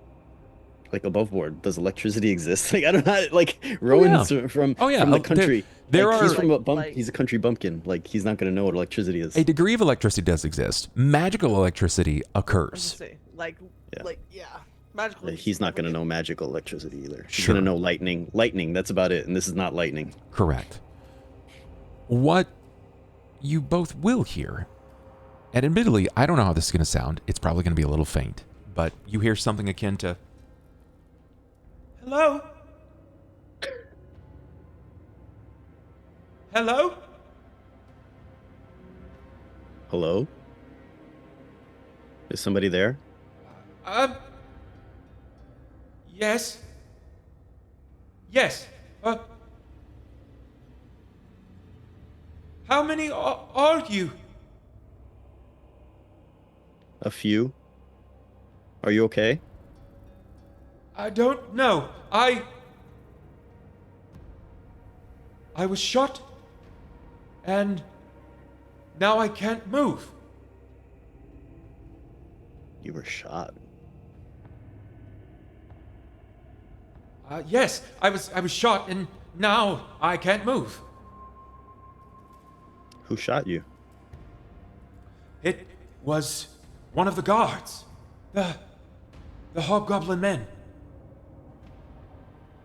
He's gonna look at Solsora. That doesn't sound right.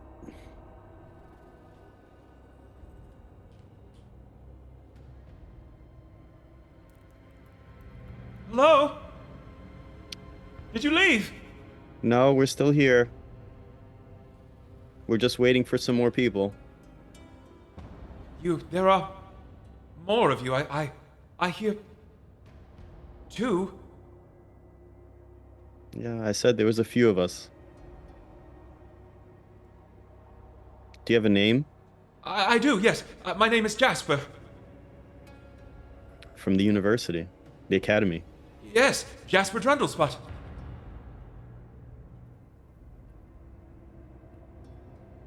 He's gonna look at Do we Solsora again. know each other? Are you from the university as well? Or the academy? Are you from the academy as well?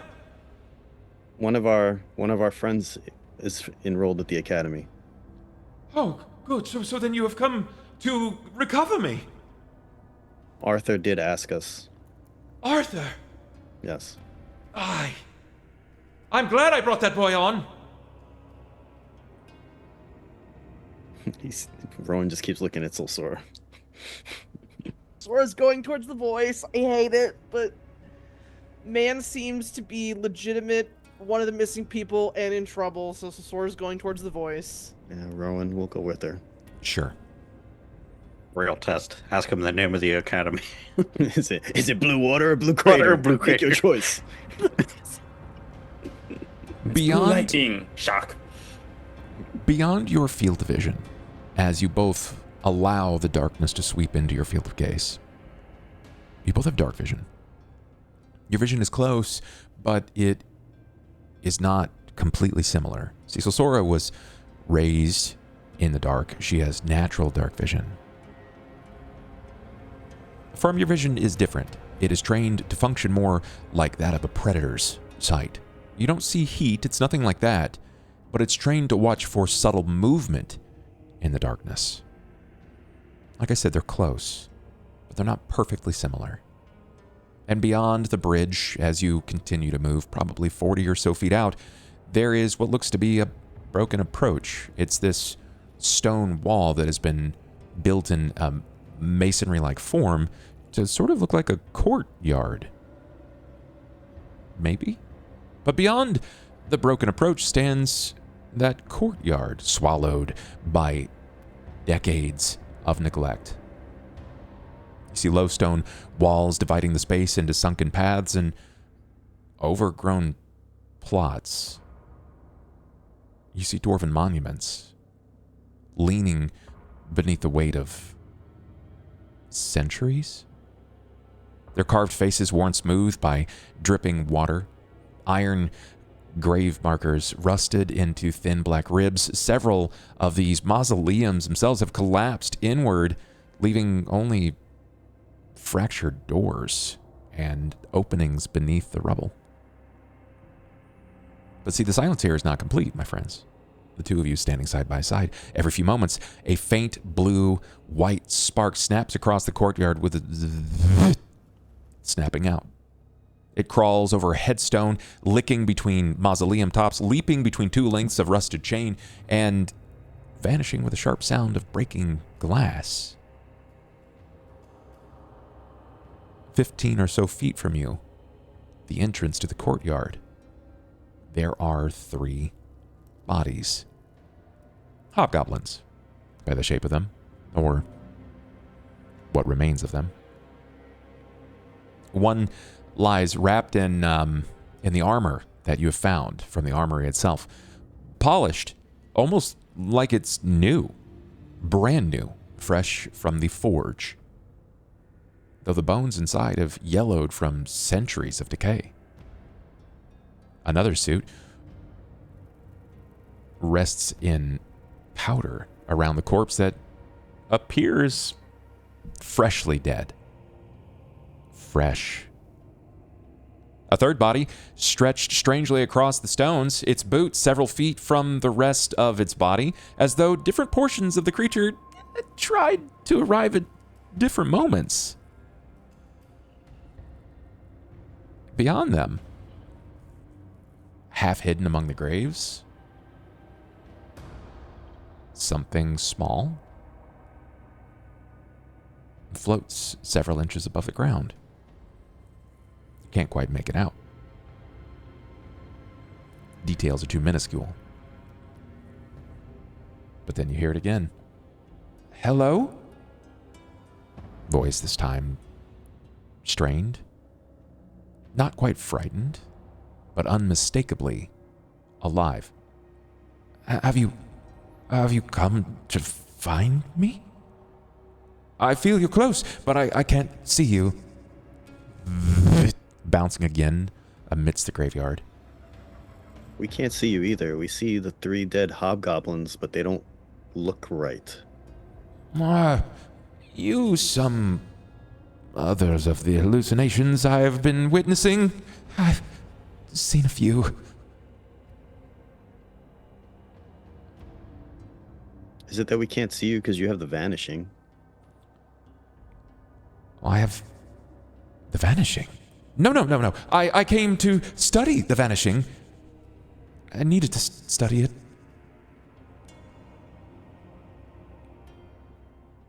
Rowan's gonna move like 5 feet forward and see if he can see anything any better. Be careful. Be very, very careful.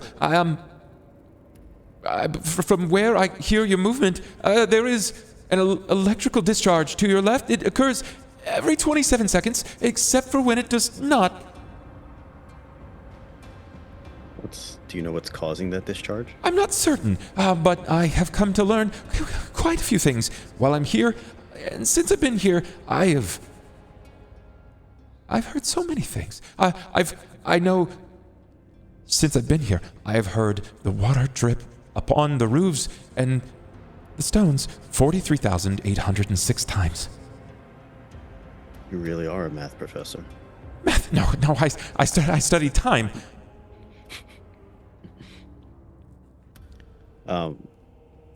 From watching the light and his description, would I know approximately where that lightning crosses the electrical discharge?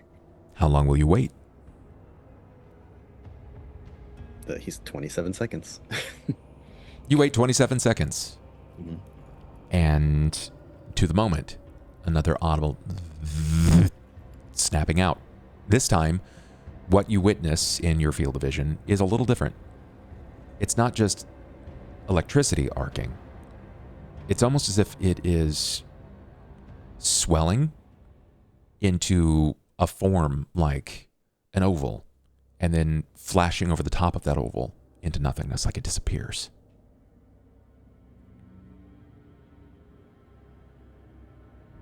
Jasper, do you have something you can hold up so I know where you are? I'm afraid that I do not. I can hear you, and I can see directly in front of me.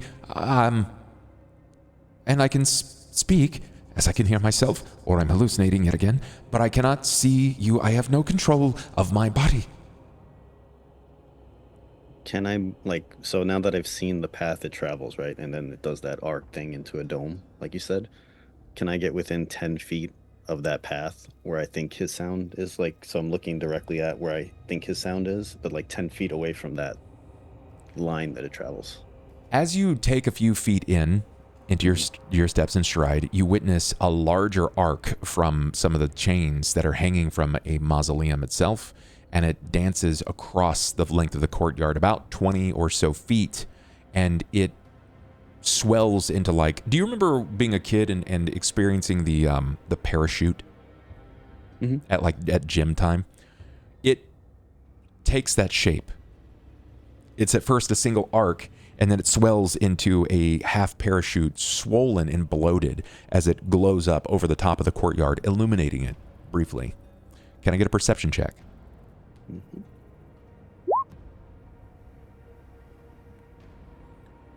So, Sora, unless you're entering with him, you're not going to get to see this. Oh, I'm walking directly behind him. Okay. As soon as he starts walking, I'm literally not leaving him. Okay. All right. Every time you move 10 feet, I need you to make reflex saves. Okay. From here on or now? The moment that you take your next steps, if you decide to take your next steps, yes. Rowan, what you can see, betwixt a monument and a single headstone that has since been decayed into just like the flat of a rock, the most pertinent information bereft and lost to time, something floats 6 to 7 inches from the ground, and it is small. It sort of burbles as the electricity snaps over the top and swelling this area, and you get to see the glint of ivory. And you're certain that from your 25 in perception, that this area, you've localized the sound of his voice from this area. And how far away is that approximately? It's about 30 feet from you.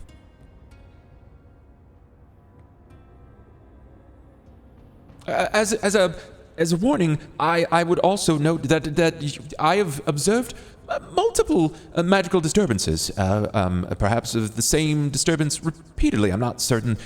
It's dangerous in and of itself, but very difficult to distinguish. If you have any form of arcane understanding, I would hazard to say, please don't use that. Magic functions here, just not the same way it functions. When you cast it, sometimes it functions before, sometimes after. Once, I believe, a spell occurred without anyone casting it at all. I'm not certain, however. That sounds like what our friend describes. So, Sora, do not follow me. You're not fast enough. And you assume that you are fast? Faster than lightning? If Rowan tells her to stop, she will, because Rowan's like the one person that, like, she knows if he's telling her to stop, there's a legitimate reason why. So she'll stay right where she is. So, like, immediately after the next one happens, I want to try and recreate the feeling I had when I chased down the Striders. I want to see if I can do that again.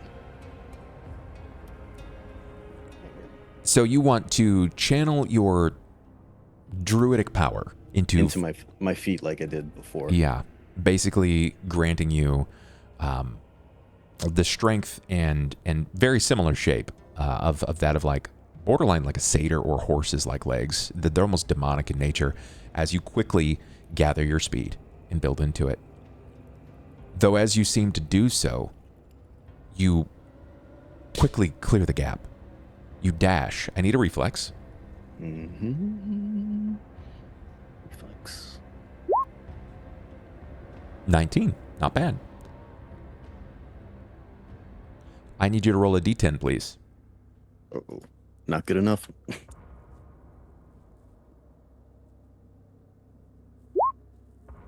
9. Christy, from where you stand, from where Sosora stands, you hear this bending and snapping of the bones in the legs of your comrade as you witness him change in front of you. Again, this is something that no one has brought up. I would like to highlight and echo that once more. He is contorting his body in demonic-like fashion, and not a single question has been levied his way. It might be worth talking about once in a while. Just wanted to posit that information. Oh, so Sora plans on it, but Sora plans on it with Rowan and just Rowan and Heard. nobody else. I gotcha. So Sora basically has come to the conclusion that if Rowan's not going to ask her any questions, she's not asking him any questions. Sure, that makes sense. Happy with that. You witness as this audible snapping of the legs bend, and he doesn't panic. And in a flash, he takes a few steps forward. There is just a tracer of his image as it shifts quickly through the dark like a natural predator just may. And as your eyes adjust, he's gone. He disappears. Rowan. Mm-hmm. It takes a moment for your eyes to adjust, but before your heel falls, you're no longer stepping on uncut stone, soil, entering a courtyard. My friend, now you're standing on the bridge. You look beneath you as your feet fall again, padding several times, and you hear the vacuous emptiness of the nothing below you that you've been informed is a long way to fall. You don't know what just happened, but you're back on the bridge, probably about 60 or so feet back.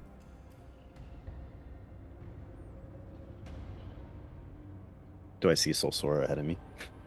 You see a silhouette of her in the darkness. Laura hears like what happened. She's gonna say, "Be careful," and I don't think she's noticed yet that he's behind her because she didn't turn around. She's still staring into the. He's just gone. thing. He's just gone. That's crazy. There was no more sound of his feet hitting stone. The sound of like pebbles and ivory that seemed to be splitting and cascading across other bits of grave. He's just disappeared. Rowan? I'm gonna make my way back up to her. I'm behind you now. I told you, things aren't exactly as. I'm stuck here. Yeah, how do we get to you? I don't know. I wish I could move, but I can't. What is Arthur going to do without me? He's probably lost. He couldn't even tie his shoes before he met me. He was very distraught, but we're gonna get the one person that knows arcane stuff to come and take a look, and maybe they can figure something out. You have an academic with you? Someone from the academy? Yes. Please Very tell me it's not knowledgeable. Vane. You didn't bring Vane down here, did you? God, no. He would never wanted to come down here anyway. Good. His mustache would get too dirty if he came down here. Thank you for understanding. Please get help. I would like to not live out my days here. Just let's go back to the bridge at least for now. Our camera will We're turn. gonna keep an eye on you from the bridge, Jasper, and then we'll head back. We overhear the echo of, "We're going to keep an eye on you from the bridge," which you know is not the case because you've not been able to keep an eye on him at all. But the camera Can't turns, fucking see him. and it peels back to that room. The resting quarters. Carter, you have run your way back as our camera turns. We kind of rewind a little bit to watch you return to your allies. Aaron, you're there as well. Aiden, you still lie in wait. Was there any conversation between Aiden and the hobgoblin? Any at all? The conversation first started out with, again, just confirming that he had no idea of any way to the surface. I would have done was ask him his name. Name? Sorn. My name, Sorn. Oh, it's nice to meet you, Sorn. My name is Aiden. Aiden.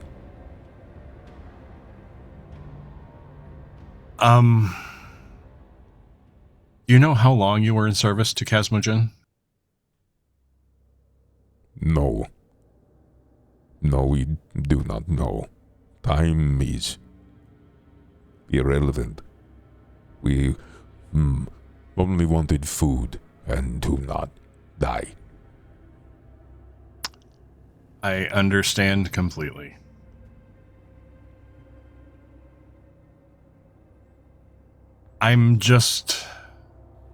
If you have questions for me, ask. Otherwise, I am just going to sit here and try not to bleed to death. He kind of looks over you for a moment. His eyes fall to the wounds that you have. It is rough, but you will live. Thank you. Do you have much experience tending wounds? Only surviving wounds.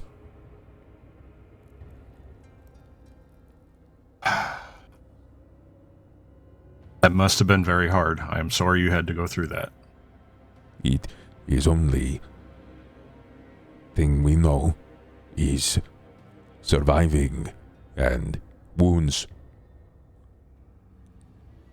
goblin kind is strong. We are survive. Yes, but there's more than just surviving. I am betting.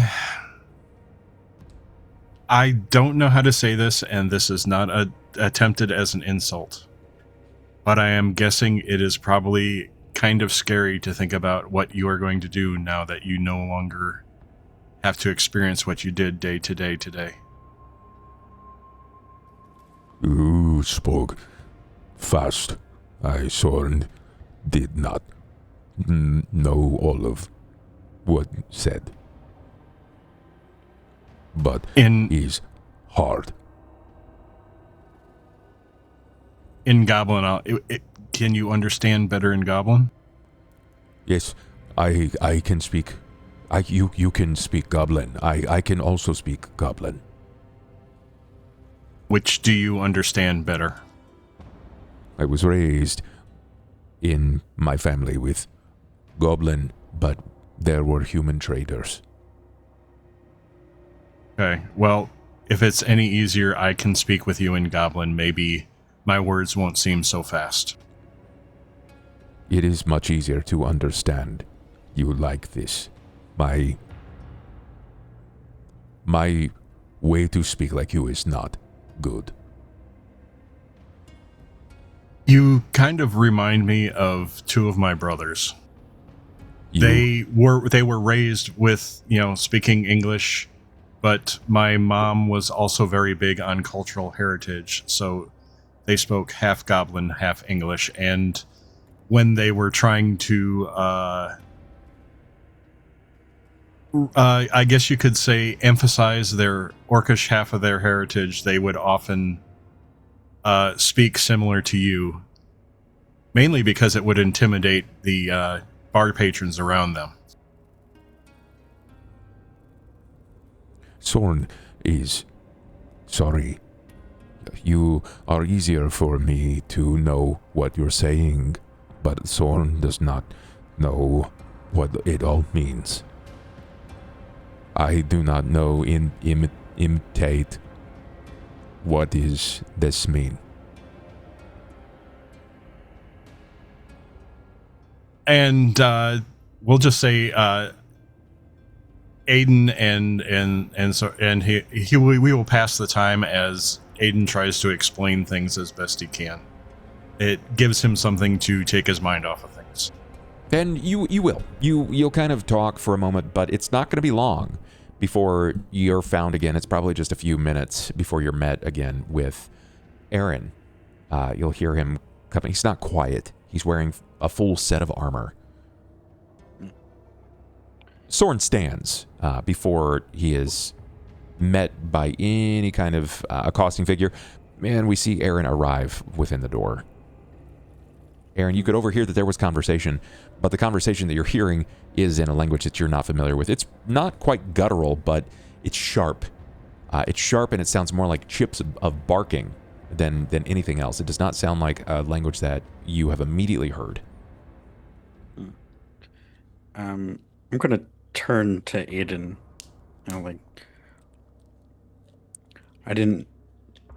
Do you know where Aiden went? I see there's two of you now. Soren looks immediately confused. I think he was trying to be funny. He speaks in Goblin. Anyway. Where is joke? That is why I think I don't know. Even goblins know joke can be funny. He's again speaking in Goblin. Well, also in Goblin, here's a joke, just look at his face. It has seen better days. That it has. And Aaron, how goes the search for the trip up topwards?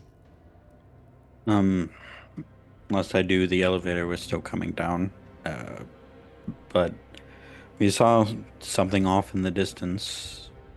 past the bridge leading deeper into the Underdark. Some blue flashing, some kind at semi-regular intervals. I'll be right back. Keep talking. Is that what that horn sound was? This blue flashing light? No, that was Casmagen. Okay. Was that him summoning his forces, or was that? Are you speculating, or?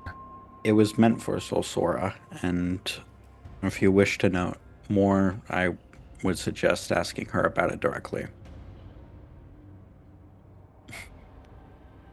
It must be related to her past then.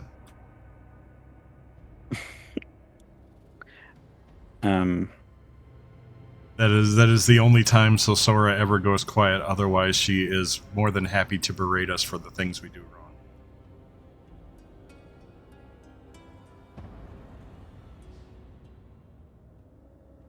wrong. Yeah. I just kind of understand what she's going through. Well, I would love to go see it, but we still have wounded here, and they cannot be moved safely. Yeah, I mean, I wasn't doing much over there. I'm not doing too well myself. We're kind of just waiting for Carter to come back, which should be in a couple minutes now. Well, I haven't heard any banging, so I'm guessing that the elevator hasn't collapsed.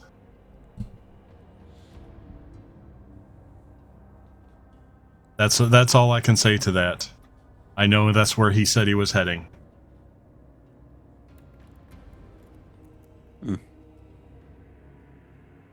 So, have an interesting conversation here.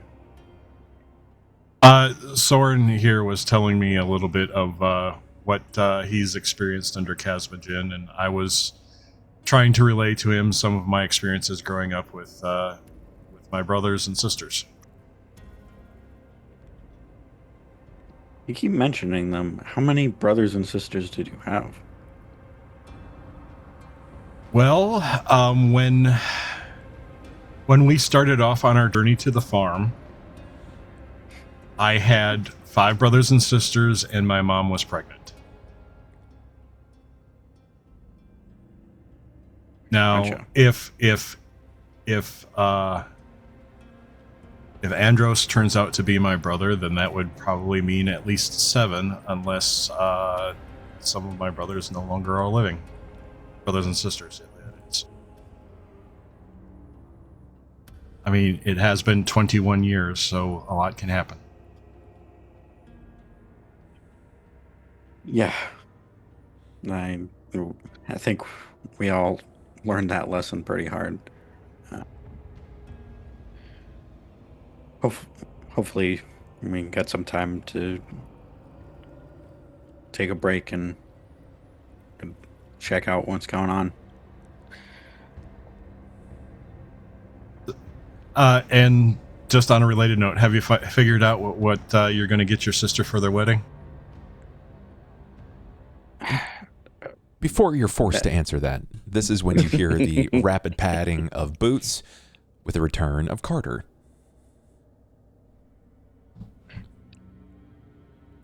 Hey, Carter. I'm back. Patient? I see that. Did you not bring the mimic with you? He wasn't there. Probably went to look for food. Which is a shame, because we had that pile of goblins. Yeah. Patient. I'm just coming. Yeah, right over there. I'll kind of clear the way. Soren moves, allowing you access to Coriston.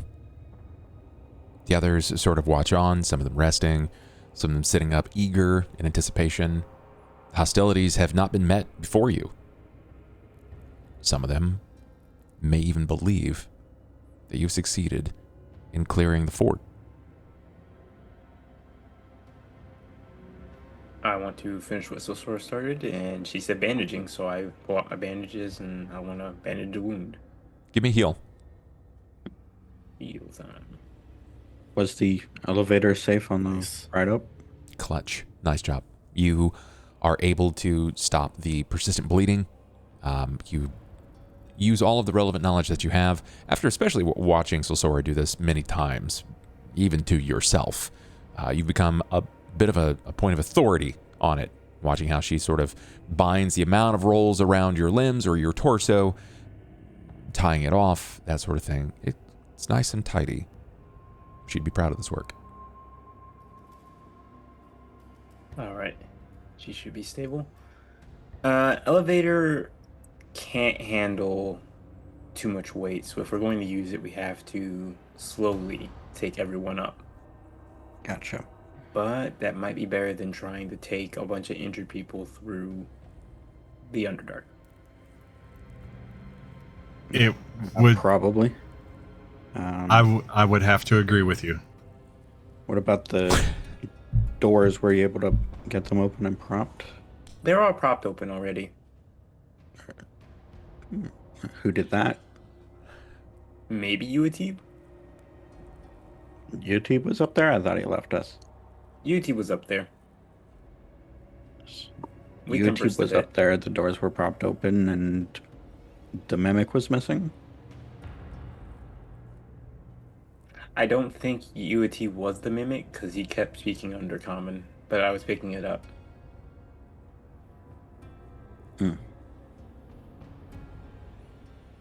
Unless mimics can speak Undercommon. Really? Aiden, can mimics speak Undercommon?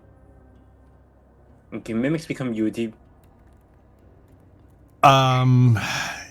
If you want theory, then yes, and yes to some extent. However, most mimics, they would have to exist for quite a number of years before they even gain enough accumulated knowledge to learn how to speak. And then it would be whatever language they're exposed to, whatever language they learn. As far as mimicking a person, well, they would probably have to go even further, but generally they tend to mimic stationary objects because mimicking a person is constant adjustment and movement, and that is not exactly the quick and easy thing to do. So, in theory, it's possible, but I have never really heard of it, other than if you consider like a doppelganger or something like that a form of mimic. You Saban are wouldn't smoke a pipe. talking so fast. They understand all of what you are saying when you are speaking fast. That in common. He says it in Goblinoid. I doubt they understand everything, but it is how I have to speak to get all of my thoughts out of my head in time. Have you tried to say important things with less words? When I do that, they tend to misunderstand me.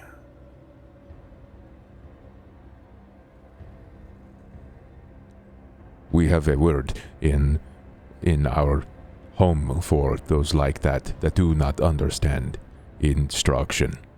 They are moron. I'm going to bust out laughing. Are they your village moron?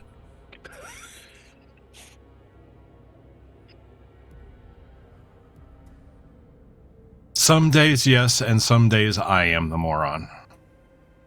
Do you say that? Just curious. Do you say that in common? Yes, actually, I say that in common. Okay. Okie doke. Perfect. Just gotta toast. There we go. I feel like your conversations aren't very nice, but I can't prove it. I just called myself a moron. Can I study the conversations like how I've been studying the Of course. Undercommon? Yeah. Give me a linguistics check. When you say that, Aaron, you look at Soren and then you look at Aiden, and Soren's kind of like, Busted. Damn. Yeah, you're not really going to pick up a lot of details. This was a conversation, so you're starting to familiarize yourself with the flow of things. It doesn't mean that you're going to learn a lot as it is, but you're starting to figure out some stuff. You need a lot more time, right? Like you can pick up on a word, right? If this was like French 1, right? It would be like omelette. You would get like one word, or bonjour, as opposed to the free flow of full dialect, full lingo, full everything. And they just kind of had a full conversation there. Goblin is just French. Yeah, it checks out. Yeah. Makes sense. Yeah. Okay. Goblins eat frogs. They do, though. They 100% do, though. Frogs and snails, man. That's solid goblin diet right there. Yeah, that's not, that's wild. That's a wild reach, but I'm not mad at it. Anything else interesting happen, Carter? Nope. Brother, Yeah, that's a bluff and a half. It's just like that moment, the whole universe slowed down for you. Please give me a bluff. Are you happy with that? I bet you're... She's still beat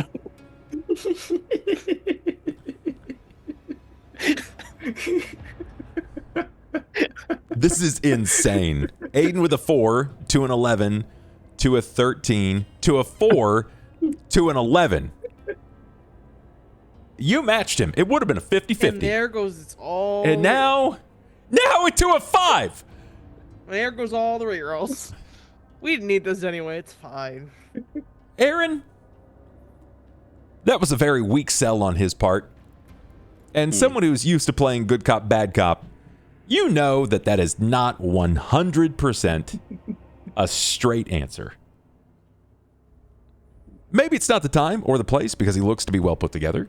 He seems all right so far as you can tell. But you don't necessarily believe it. I give him a look over to see if like anything's kind of like changed about him. I mean, you can try. You can try.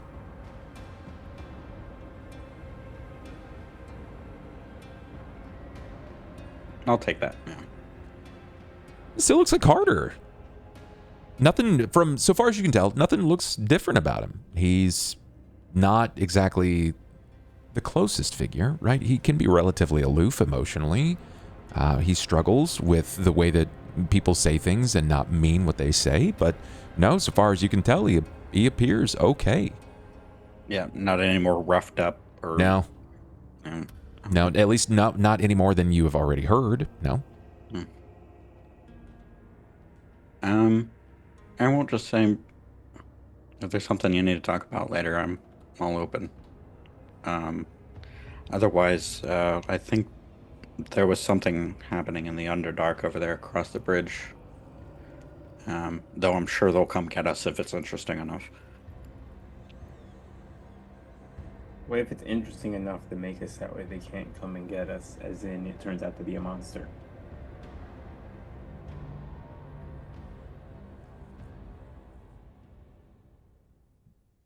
I mean, I trust Rowan enough to not get caught in combat with a monster, so... I start running, and as I leave, he got snatched by the Grell.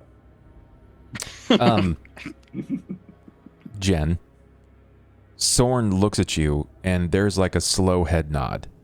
And he, as Carter starts running away, you hear him saying Goblinoid, Moran.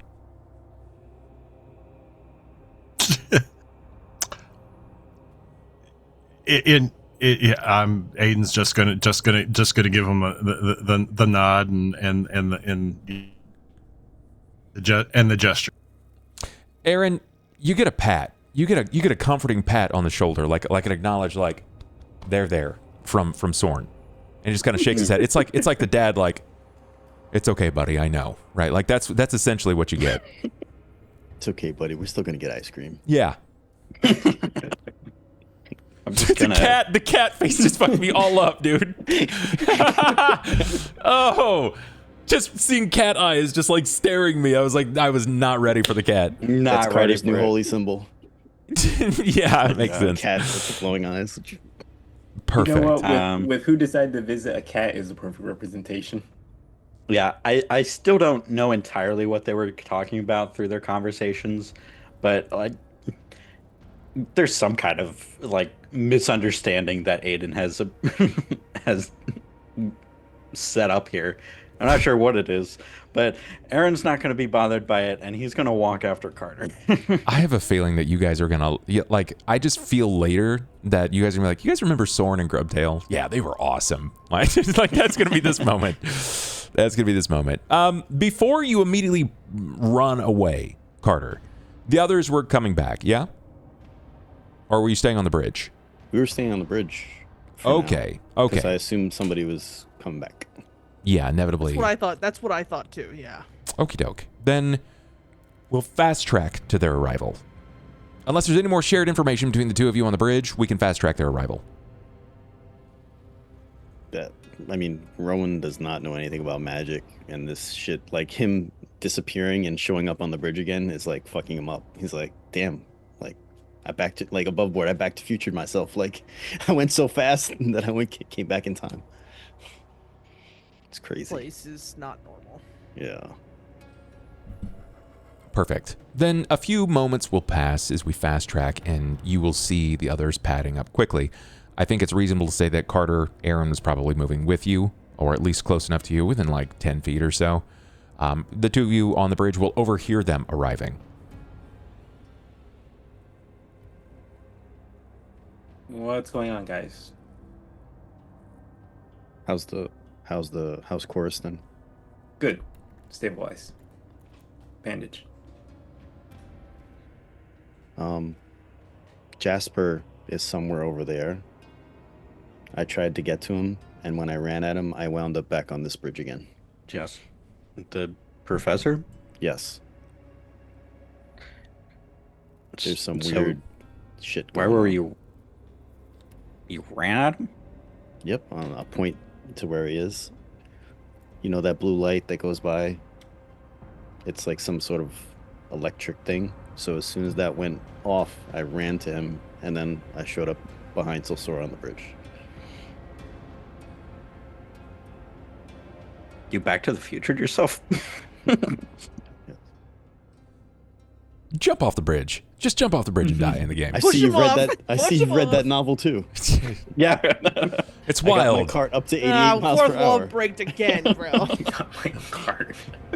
It's wild. My What's cart really at bad 88 is- miles per hour. Yes. When you said back on the bridge, I didn't immediately think of the bridge right there next to the statue. I thought of the bridge all the way back here when that we encountered last session, where That would be Solsora crazy. was looking at the Underdark.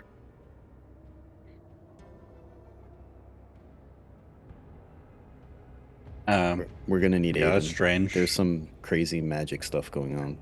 I mean, he should be behind us, but he Then who's was saying- having an interesting conversation with the Hobgoblin. Don't know what it was about, but I think he was calling us morons. Why do you assume us? He's gonna tap Silsora and I'm gonna go back for Aiden. Then he'll go off to get Okay. Aiden. Then is there any conversation between Silsora and these two before we No keep shot. playing this Unless telephone bit? unless Carter's giving her the thing that he got, no. Well, that's what I assumed was gonna happen. That's what I was Yeah. like. Oh, so sorry. I was given something for you. And he will hold out the small bag. Sora will take this bag questioningly. It's from Uatib. He's waiting for us up at the top of the elevator. You would have for me. Can I I have open no the idea. bag, Bub, and try and take a Will look at it you? and see if I recognize it? Yeah. It's First, Bandy. I'm gonna take one step away from Carter, and then I'll open it, just in case. Dex save for everyone. It explodes. Are you like interesting? I don't think it's like that, but I think at this point there's been enough things that have tried to kill us without us realizing that I'm just gonna take like a 5-foot step from Carter and then open it.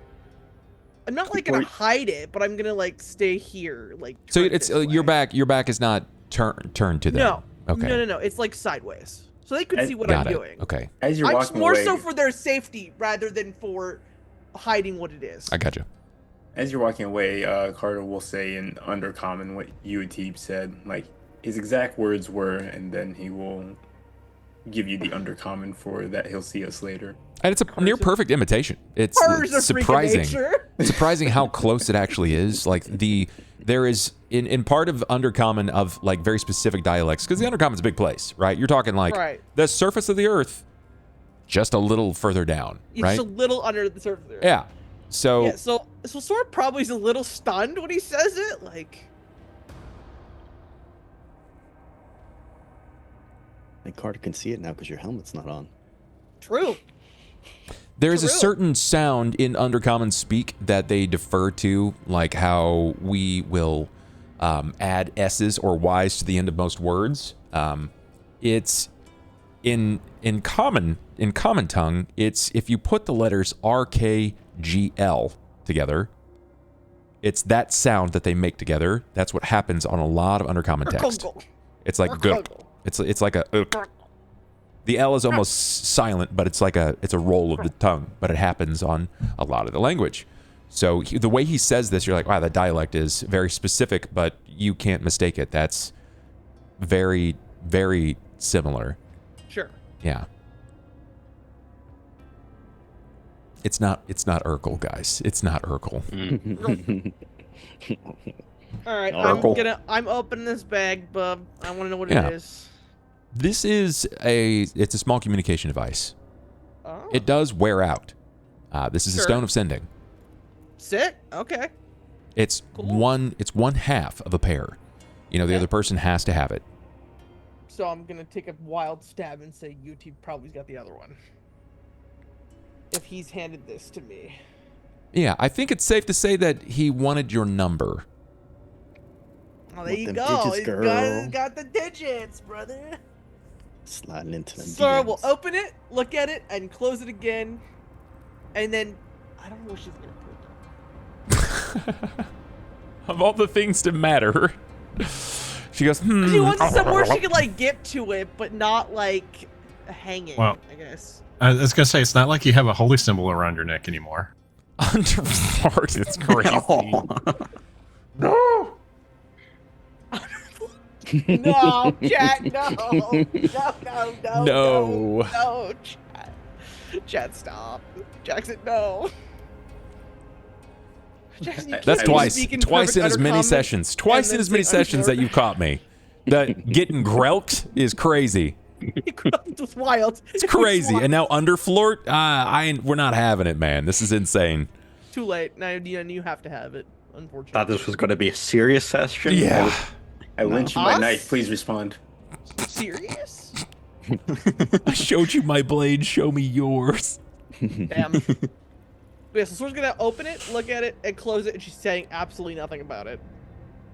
There's no reason to explain this to either of them. She's gonna open it, and then close it, and then put it... I still don't know where she's putting it. She'll probably put it in her bag. I don't think she's got a better spot to put it at this point. Okay. Are you going to pay 99 cents for a ringtone on that thing?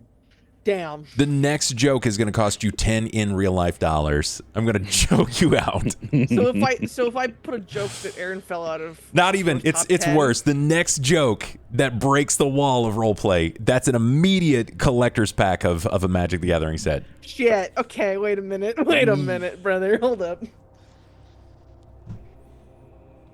He's like, but Aaron's getting kicked out the top 10 at this point. I mean, it's getting expensive now. What set though is crazy, Tim? What set is wild? Lord of the Rings. Lord of the Rings. What stream is even Oh my crazier? You God. two are fucking wild. Okay, all right. Back to Xenosis will come back now that she's not gonna blow everyone up by opening the bag. You didn't mention that earlier, Carter.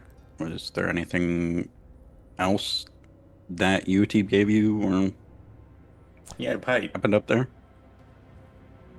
Oh, and no bandy. Yeah, you mentioned that. Mimic's missing.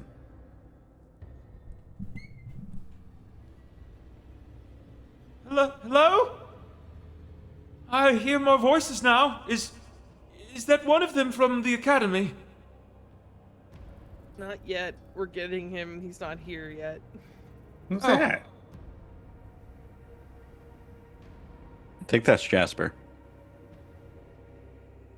We don't know how to get to him, and he doesn't know how to get to us, and he can't move. And Rowan tried to go after him, and then got teleported behind me. I want to stare at the lightning. And there are 3 dead hobgoblins, one of which who died very recently. You're 1 in perception. Why does Carter, of all people, like the kid that is told, like, don't touch the electric fence, it's gonna shock you. Carter's like, Like, you I gotta touch you with my understand, tongue. toddler, Carter is like basically, for all his purposes, a toddler. Like, he doesn't have the full information base. You He's gotta got let them learn. a certain information base, and he's trying to fill in all the gaps. Like, he's got a lot of gaps here that we're trying to figure out. They touch that fence once, they're not touching it again. not wrong. So Sora Joke's is on gonna you, like I'm let him resistant. look at it, but if Carter tries to go like into where the lightning is, she's gonna stop him. You watch for a while, probably a minute or so passes before you catch your first synapse and flash of light. You can't really make out all the finer details of it just because of how far away that you are, but you do see a flash of light.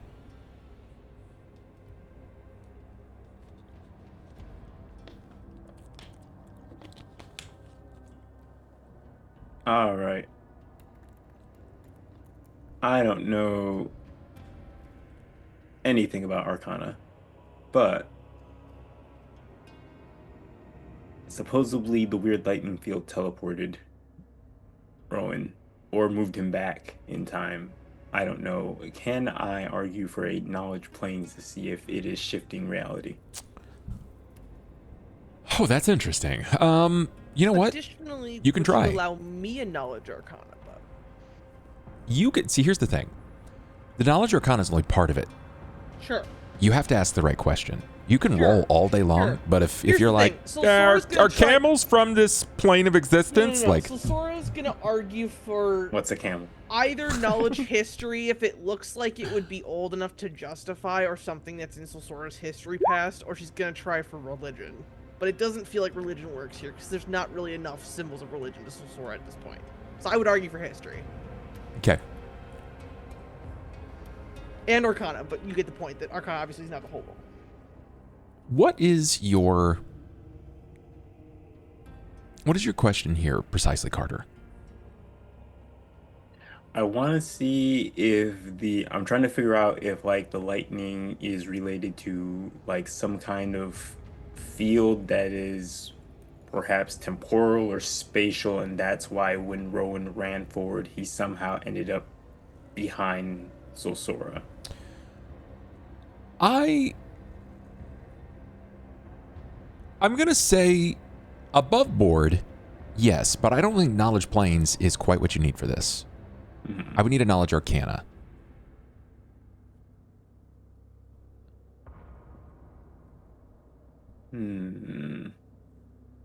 I know it's not your best, right? I'm not trained in it. You can still make it. You can make Still untrained checks. It just means that you're not going to be as good as if you were trained in it. That's right. Yeah, no. I mean, it definitely feels magic related, but you're not certain. If this were something planar, you would be, point of authority, spot on. But in this case, you do not know.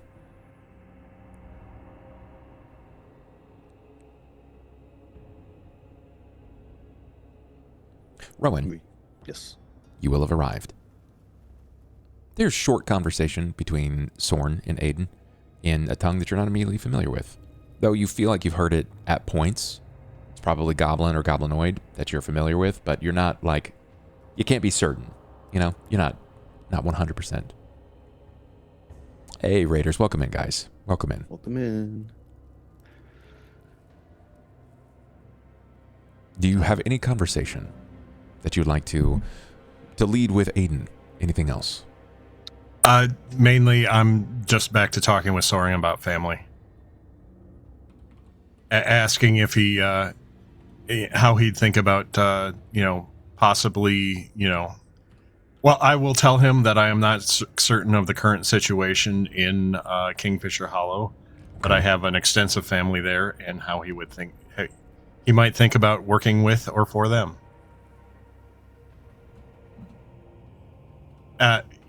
For both food and a paycheck.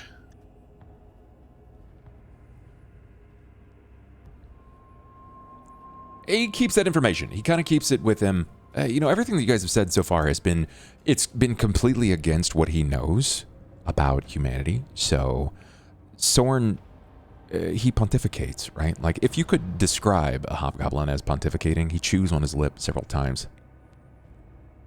You get a small curt nod. But it's something that's very clear he's not certain about. You don't have to make your decision right now. And I can see you're hesitant, but just amongst my family alone, we are kind of a bit of outcasts around Kingfisher Hollow, but amongst our bloodline, we've got draconic influences, elven influences, goblinoid influences, extraplanar influences. Some say there may even be that of the negative material plane, like vampires and such, but that's just a rumor. None of that matter. And is there food? Something for me to eat if I am not chased away? Yes, there is plenty of food. My mother herself and my youngest sister pride themselves on their cooking ability. Soren will consider. Well, I'm just trying to give you options, and I hope you will take me up on it. Your friend will not wait long. He seems urgent. And I'm assuming that's about the time that Rowan enters through the door. I imagine Rowan is probably, standing pretty close to the door at this point, listening into the conversation. Aiden, we need you. All right. Are we sure we should leave all these people alone? Well, that's what I was going to ask you. Should we move them to the others? But you need to go to the bridge. I can move them with our friend here. Well, Carter seemed to have done a pretty good job, so I'm hoping that they're stabilized now. I can stay on watch. He says in common.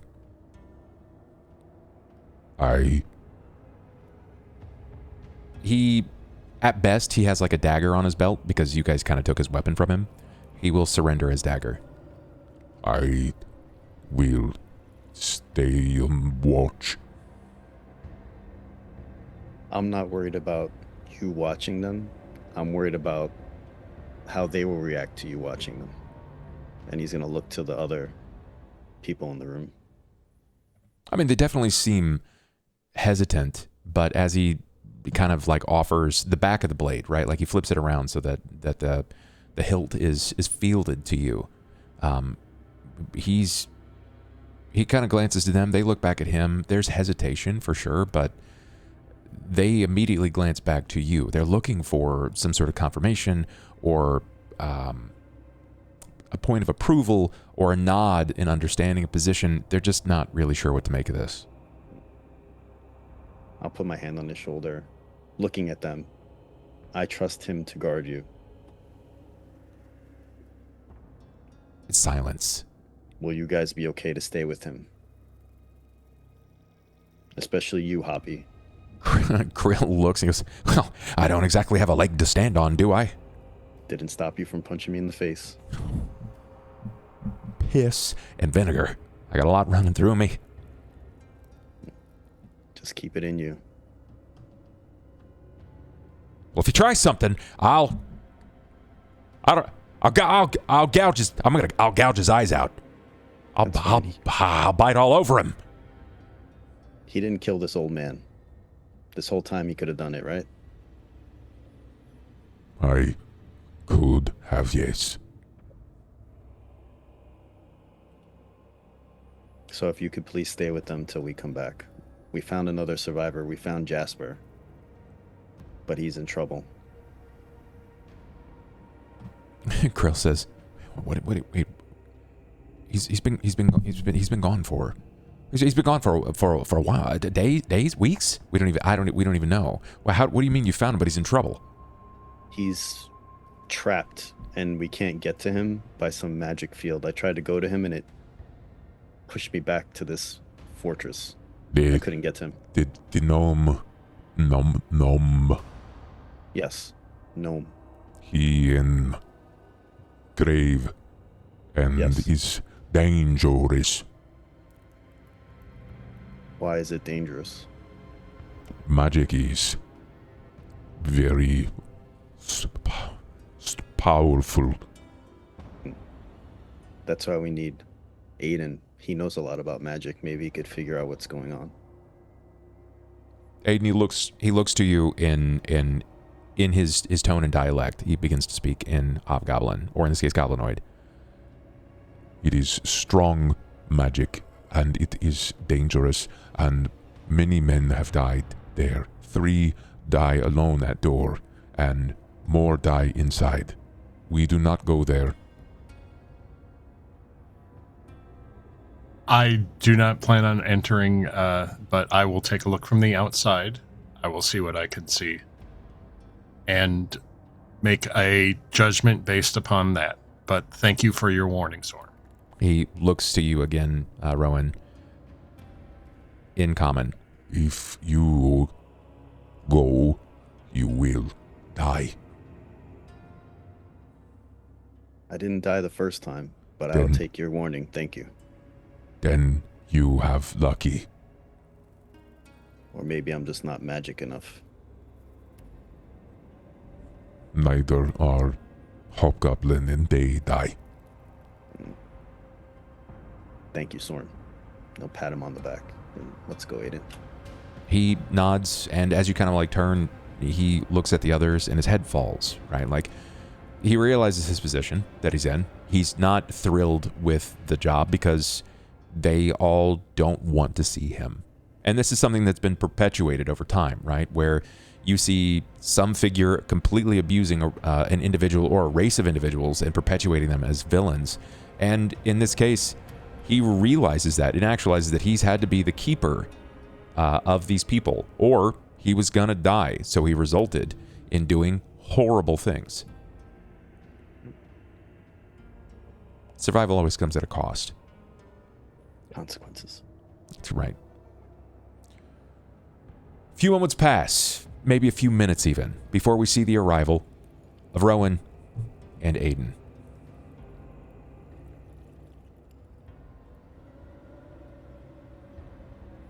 Maybe. I didn't move too far, so it was easy for me. I don't know where he went. I don't even Teleport. see his token anymore. There he is.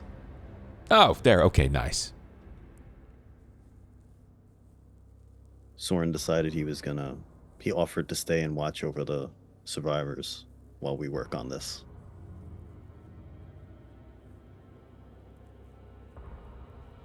All right. What do we got going on, guys? Electricity. Moments will pass as they kind of point on. Sora and the others will watch. As you hear again, you see the flashing of light at first before the audible. It'll snap a almost clear water blue into a white light that fades out rapidly. Ah, I see. Jasper, we brought the wizard. You think you can save me now? He's the one in the academy. We will see what we shall see. First things first. Aiden's going to detect magic. Wait! No! Stop! No, no one's very clearly told you that you should not use magic here. No. Let me inform you that you should not use magic here. Why is no one told? Typical students. Idiots, the lot of them. I swear. Don't use magic. You can't. You cannot. Very well. Let me take a close. Well, what's the safe zone on this? Do you figure? It moves. It moves. My recommendation is to not introduce any form of structured magic to this area. It's highly volatile and highly dangerous. I've observed several magical disturbances that last between moments to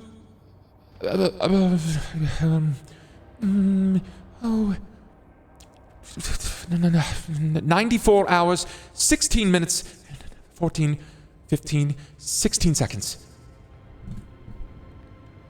Quite accurate calculations. Correct. It functions here, but it does not always function when you cast it. Sometimes it will function before, and sometimes even after. But once, I believe that the spell occurred without anyone even casting at all. I'm not certain, but that was a rare occurrence.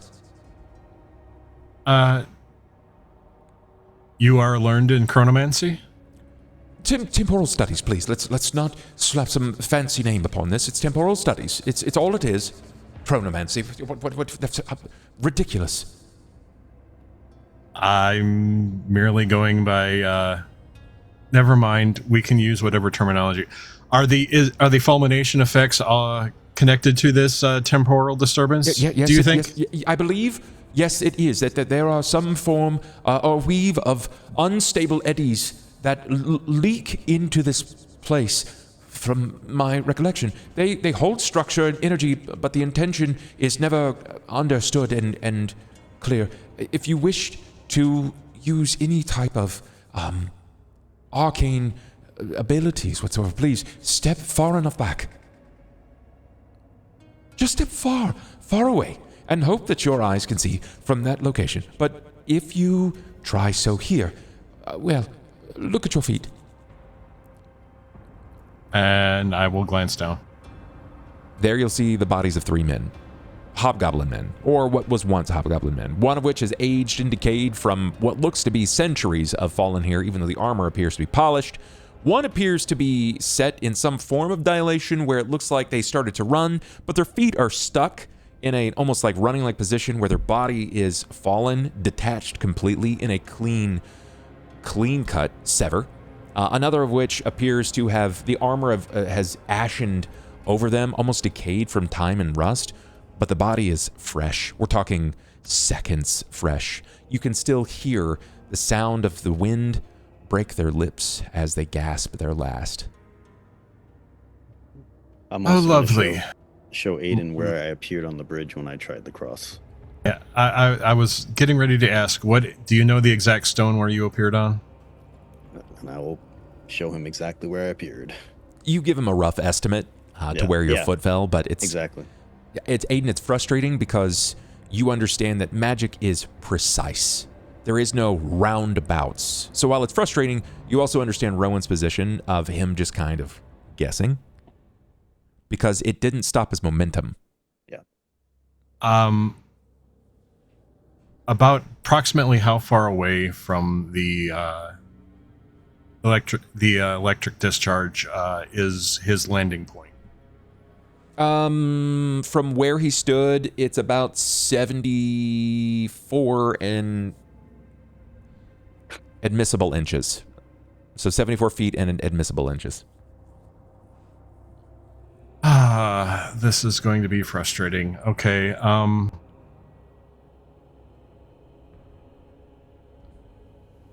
I'm going to stand. I'm guessing about 5 feet beyond where he thinks he lands, so we'll say 80 feet. Okay. And I am then going to attempt a detect magic. Okay. Cool. So when you cast detect magic, You witness the area above the courtyard / graveyard is sort of in a semi impermanent glow. Think like when lightning sort of flashes and your eyes have to focus and you see everything's kind of has this like this purple illumination to it. That's precisely what you're seeing, but it's only in the graveyard. You're not certain why. You have no immediate way of determining. It looks like it's sort of, imagine like a cloud of smoke, but it's contained, but never holding perfect and permanent shape. It's just hovering stuck in the spot. And as you watch, you see these microsynapses sort of flash in the arcane spectrum and then quickly warp into what looks to be a tear and condensing down into an oval-like form before it bleats out and it crackles across the area, releasing temporal magic. All right, this is If you want a layman's way of explaining it, imagine, if you will, like having like a boba, like a boba tea, and you have the big straw, and you're just pushing big bubbles through it, and as it's rising, it's just sort of popping and sputtering. Well, I'm also going for a feel because I did also detect magic way back when in the Angel's Sepulchre, Sure. and I'm trying to see if it feels similar. Give me a memory. I want a memory test. That would just be wisdom. You've got no luck rerolls. It doesn't feel perfectly similar, but it's not completely dissimilar. You know it's in the same field of magic, or at least the same realm of arcane writings. Everything happens for a reason. This feels sloppy, like it's an accident that has been stuck here. You don't know why. You're not sure if it's the same, or if it's important, but it stays. Jasper, to your perception, how long have you been stuck in this temporal eddy? Roughly? Yeah, days, hours, however specific you want to get. I don't need more than minutes at this point. 23 days, roughly 4 hours, 52 minutes, and negligible seconds.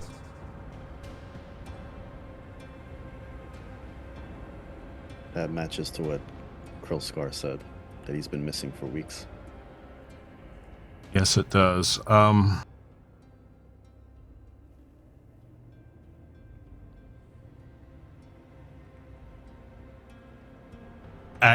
going to see what... I'm going to rack my brain, and just by looking at the formation to see what I can understand out of it. Arcana, planes, geography, engineering, whichever. What do you think would be appropriate to roll? I need to know your question. I can tell you what to roll, but I just need to know what your question is. Aside from the arcane phenomenon, what is keeping it anchored here? Okay. How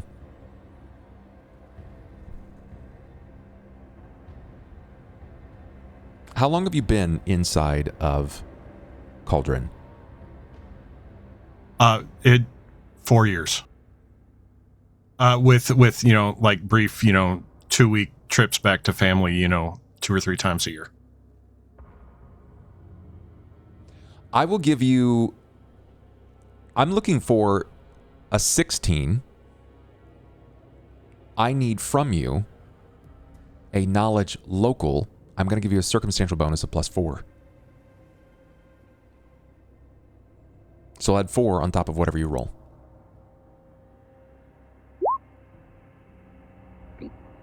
That's a 12. You know what?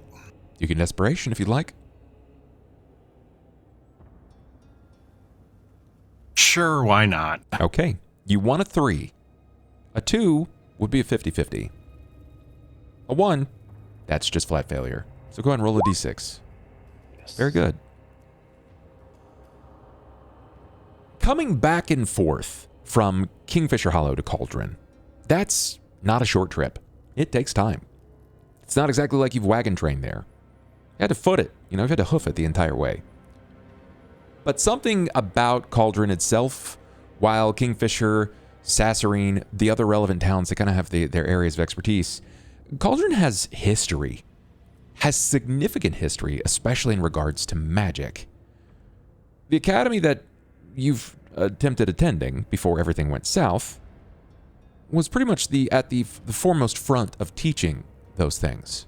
And something that has constantly remained a wonder of the world is why haven't the walls fallen? Why haven't the walls of Cauldron fallen? The malachite cliffs that create this bowl in the caldera of this volcano, a dormant volcano, mind you, long believed dead. No matter what you've done, you can't chip away. You can't break. You can't blow it up. You can't use lightning to puncture it. But something swirls beneath the malachite walls. You can see it clear as day. This almost silver shimmer that to others may just seem like a beautiful design. Like an interesting paint job on a car. But to someone within the magical spectrum, it is quite literally a wonder. You have no idea, and it's something that exists under consistent study. This place is called the Malachite Fortress. If magic can't penetrate the walls of Cauldron, what do you think happens when you've walked into a dome of malachite? It has no means of escaping. It has no means of burning itself out. You don't know what started it, and you're not even sure what can finish it.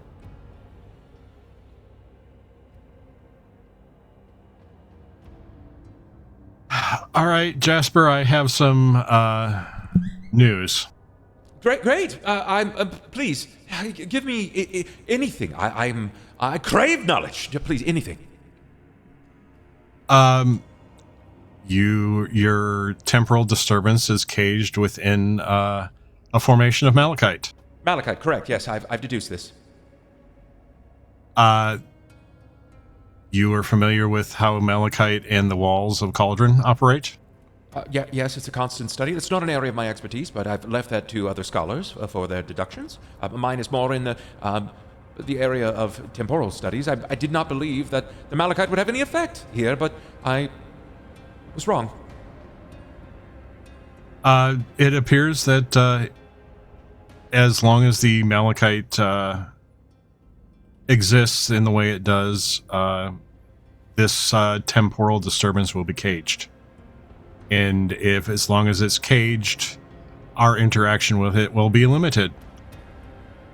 I mean, unless we can get some sort of high-level disjunction, like, the actual disjunction spell, perhaps an archmage's level of magical dispelling, or, something, extreme, like maybe a beholder's eye, that might be able to free you. Either that or, some dwarven sappers with enough engineering know-how and explosives to blow the stone apart. But you all know how durable the walls of Cauldron are. This might be the same. Where would I find a blasting crew and a beholder? Please, don't be daft. Haven't seen one in... Never. I've never seen one. If he got in, there has to be a way in. Well, that's just it. I'm sure that... Jasper, I'm sure that you just approached normally. Did you attempt to an arcane interaction with the phenomena? No, I did not. If I recall, I was casting a spell upon myself to stifle the bleeding. I'd been shot in the flank, and I felt the wound. It was hampering my speed. They're already much faster than me. I knew that I had to do something, but I stumbled in here to hide. I discovered that was a mistake. And a few charged in after me, but I've found myself fading. I must have blacked out. And when I awoken, now I can no longer move my limbs. I cannot move my head. All I can see is directly in front of me.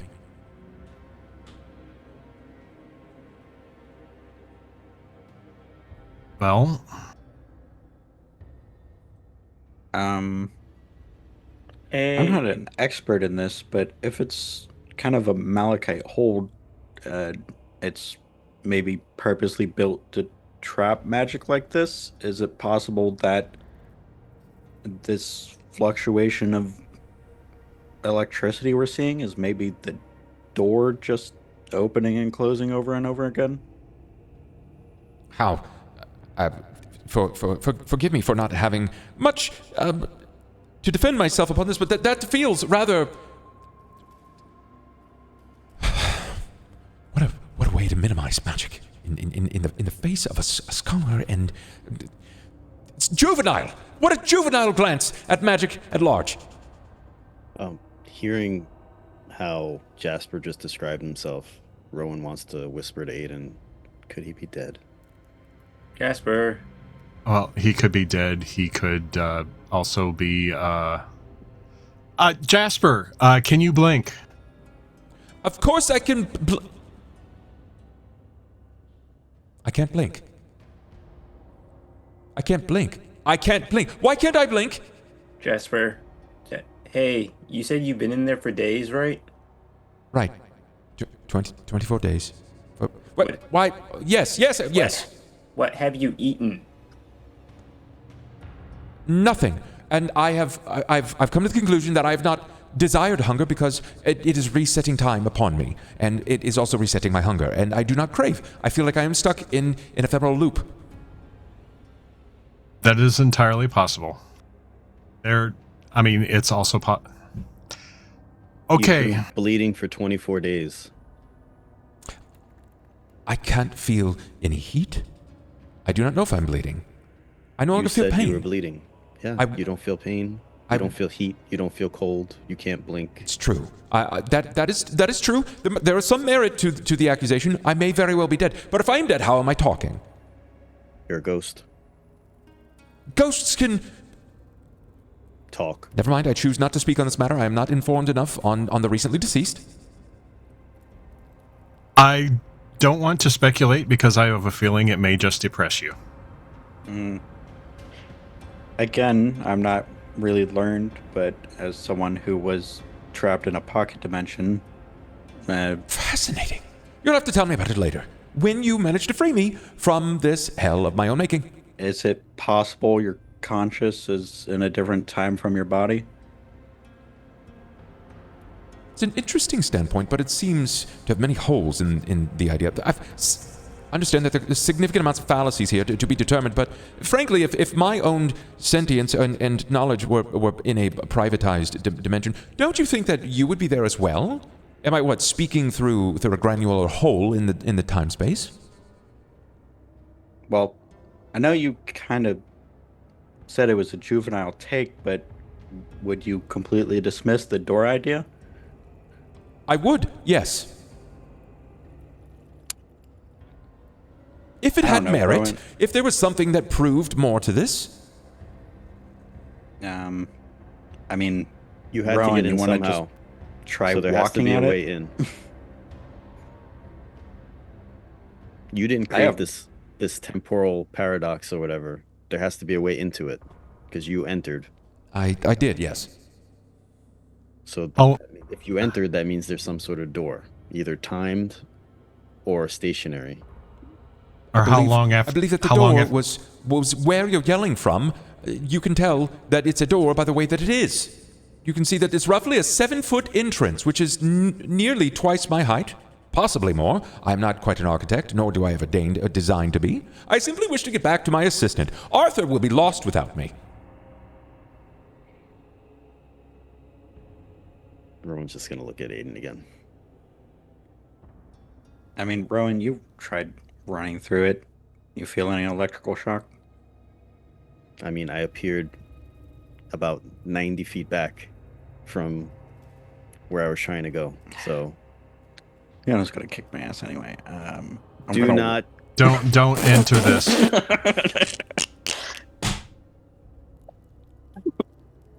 Rowan's gonna Just gotta ask reposition Aiden myself about right here Aaron's to door be idea. in front of Aaron. Well, see, here's the thing. All right, the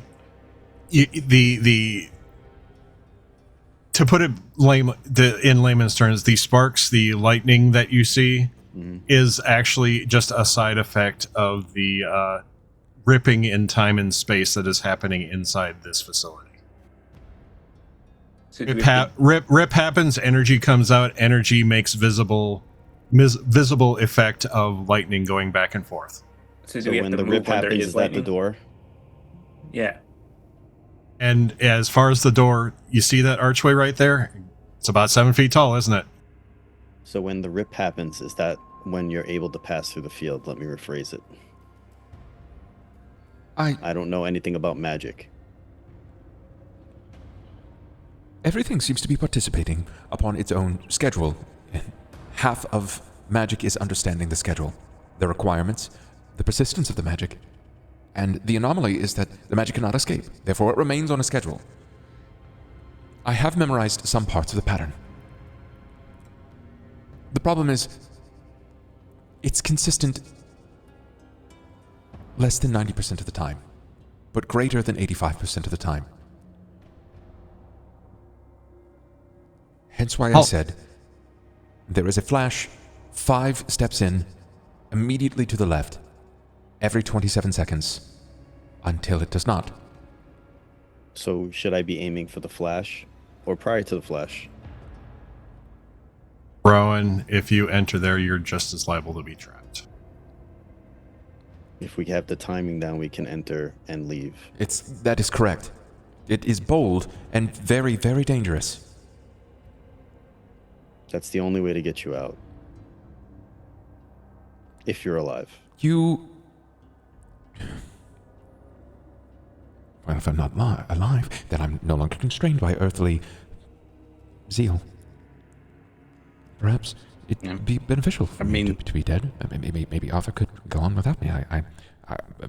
He would need me there. Otherwise, Cauldron will shut down our wing of study, and the temporal magics would be completely lost. Jasper, focus. I'm sorry. What? I mean, the other option is we go back to the surface, get some other professors who know a bit more about this. And... No, they cannot know about this. They can't. This is. Leave me Not here. supposed to be here.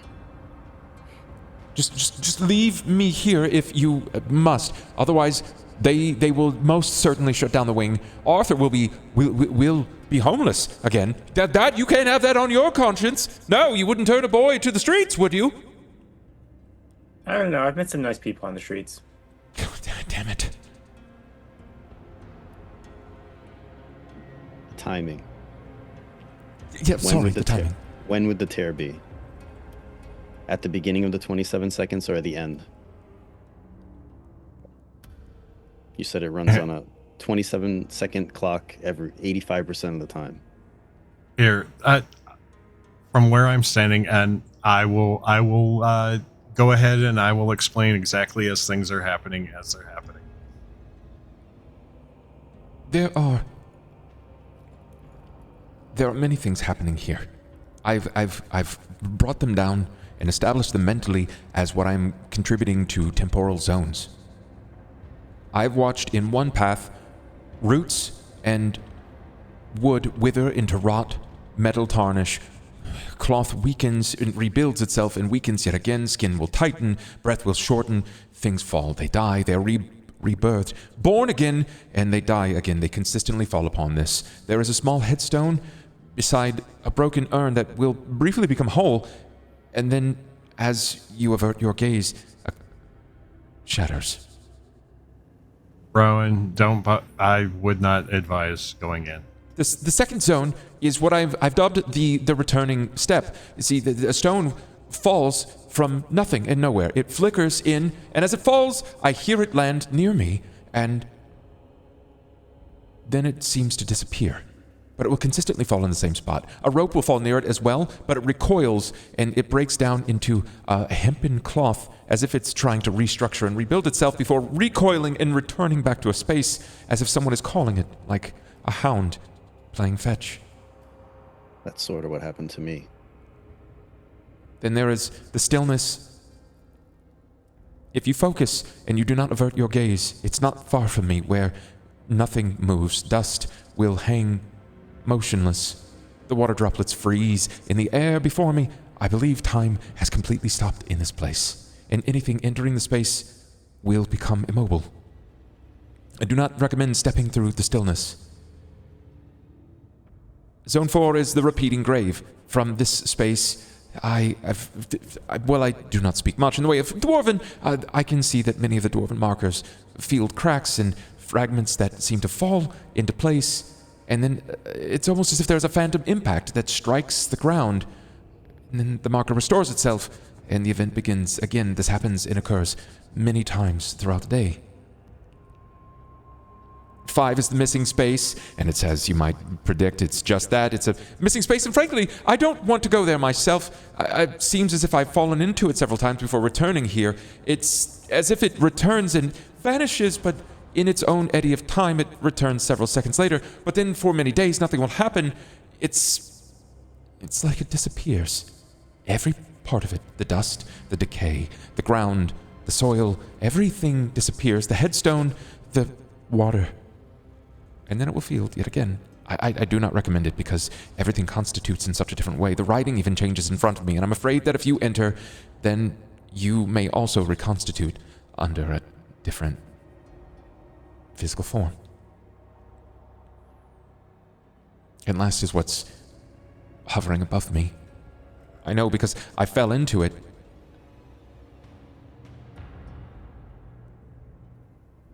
I remember seeing my hand. I went to pull the arrow from my back. And when I saw the arrow, it retook shape as unmelded ore. The wood returned to bark as a limb from a tree. The skin from my fingers peeled. I watched the muscle and sinew swirl and rotate, but I felt nothing. All that remained was an outline of where I once was before I blacked out. I wish I could help you save me. But short of brute forcing it, I don't know how.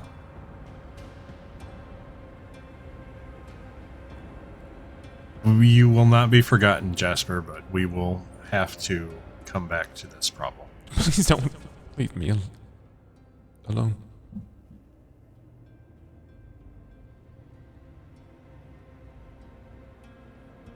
"24 days, 4 hours, 59 minutes, and 15 seconds alone is a long time when you haven't realized that you cannot blink.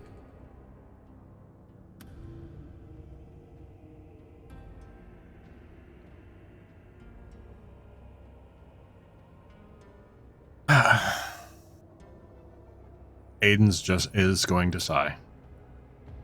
We will let Arthur know that you still exist.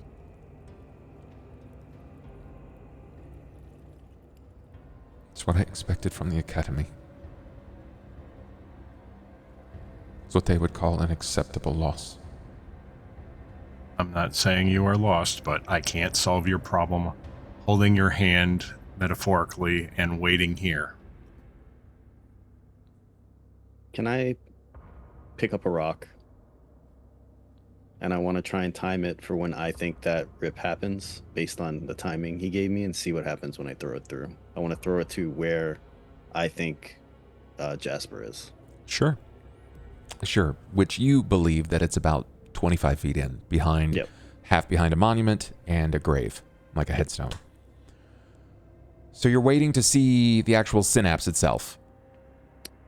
Yeah, whatever he described as like Aiden described that rip or tear that happens, like the timing, I want to wait and then chuck it through. Immediately during or after? When the rip happens, like immediately Then during. I want a reflex. It's a high reflex. You're literally like, it's dialing this down. I'm looking for a 20 reflex. This is hard. This is a hard check. There we go.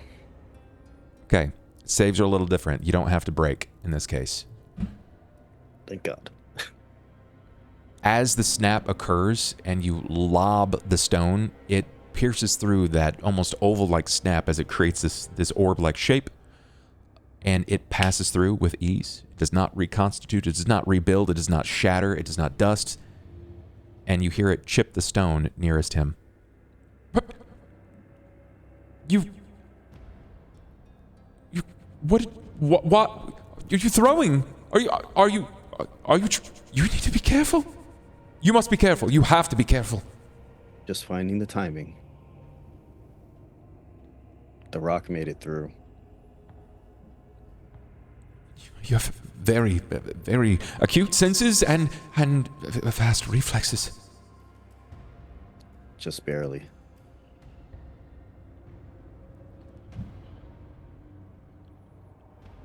He's gonna look to the others.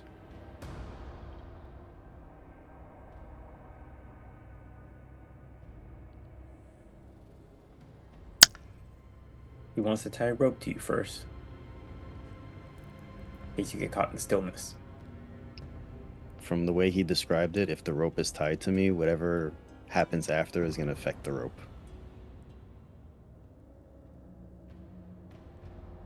It's only in that split second when the rip happens that all that other stuff dies down.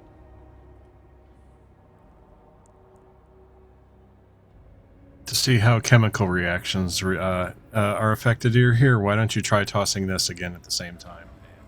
I will pull out a sun rod.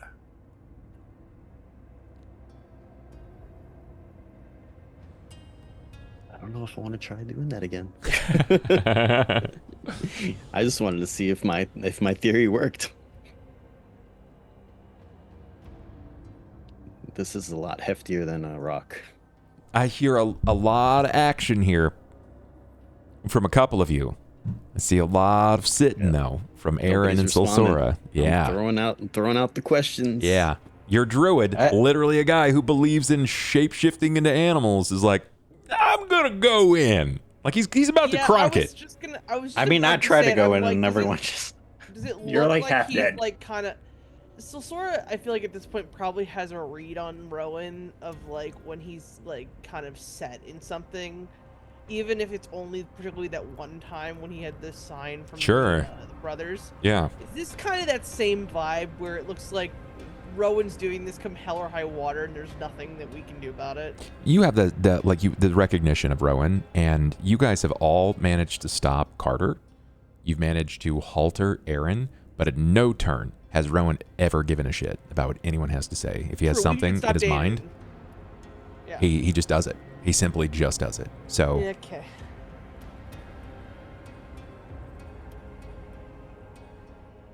I've given you my thoughts. But I am not, as someone famous once says, I am not your father. Be careful, Rowan. And so Sora would like to give him at least guidance for one. She can only do it once because she has to touch him, and she won't be able to touch him once he goes through, but she wants to at least help him get going if he's going. I'm gonna go. I have a question before I go in, though. Do you think if I pass his body through one of those zones, it'll change him?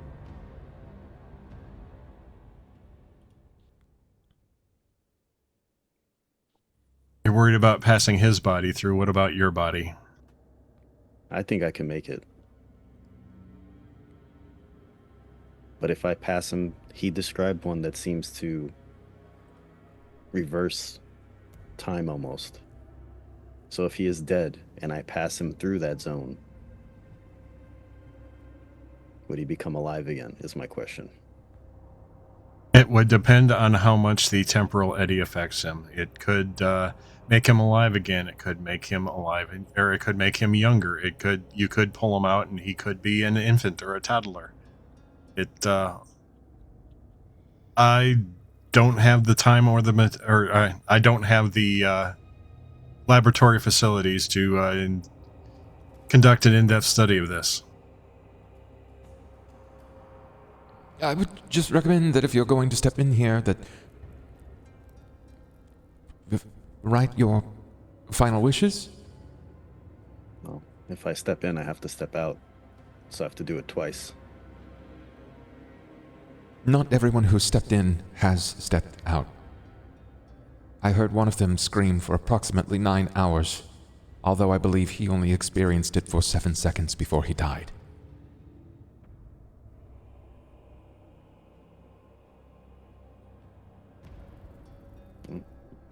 Nobody's saying anything, so Rowan's gonna try it. No, so Sora. No, we will. So Sora gave her opinion, which is be careful, and she gave you guidance for a +1. And that's Yep. all Sora can do because Rowan has the look of I'm just doing this and I don't give a shit if you're telling me to not do it. I'm gonna do it anyway because we're saving the people and this is the people. And Aiden has said I wouldn't do it if I were you, but I can't stop you.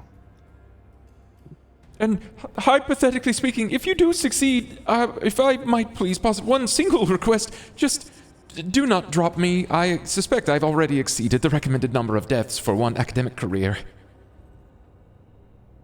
I was asking them, but Jasper, do you think if I pass you through that zone that sort of turns time back, you would go back to being not dead, maybe? You're the expert in this field. If I told you that I had not a fucking clue, would it make a difference? Maybe. Well, in hilarious fashion, an echo of myself moments prior, I have not a fucking clue.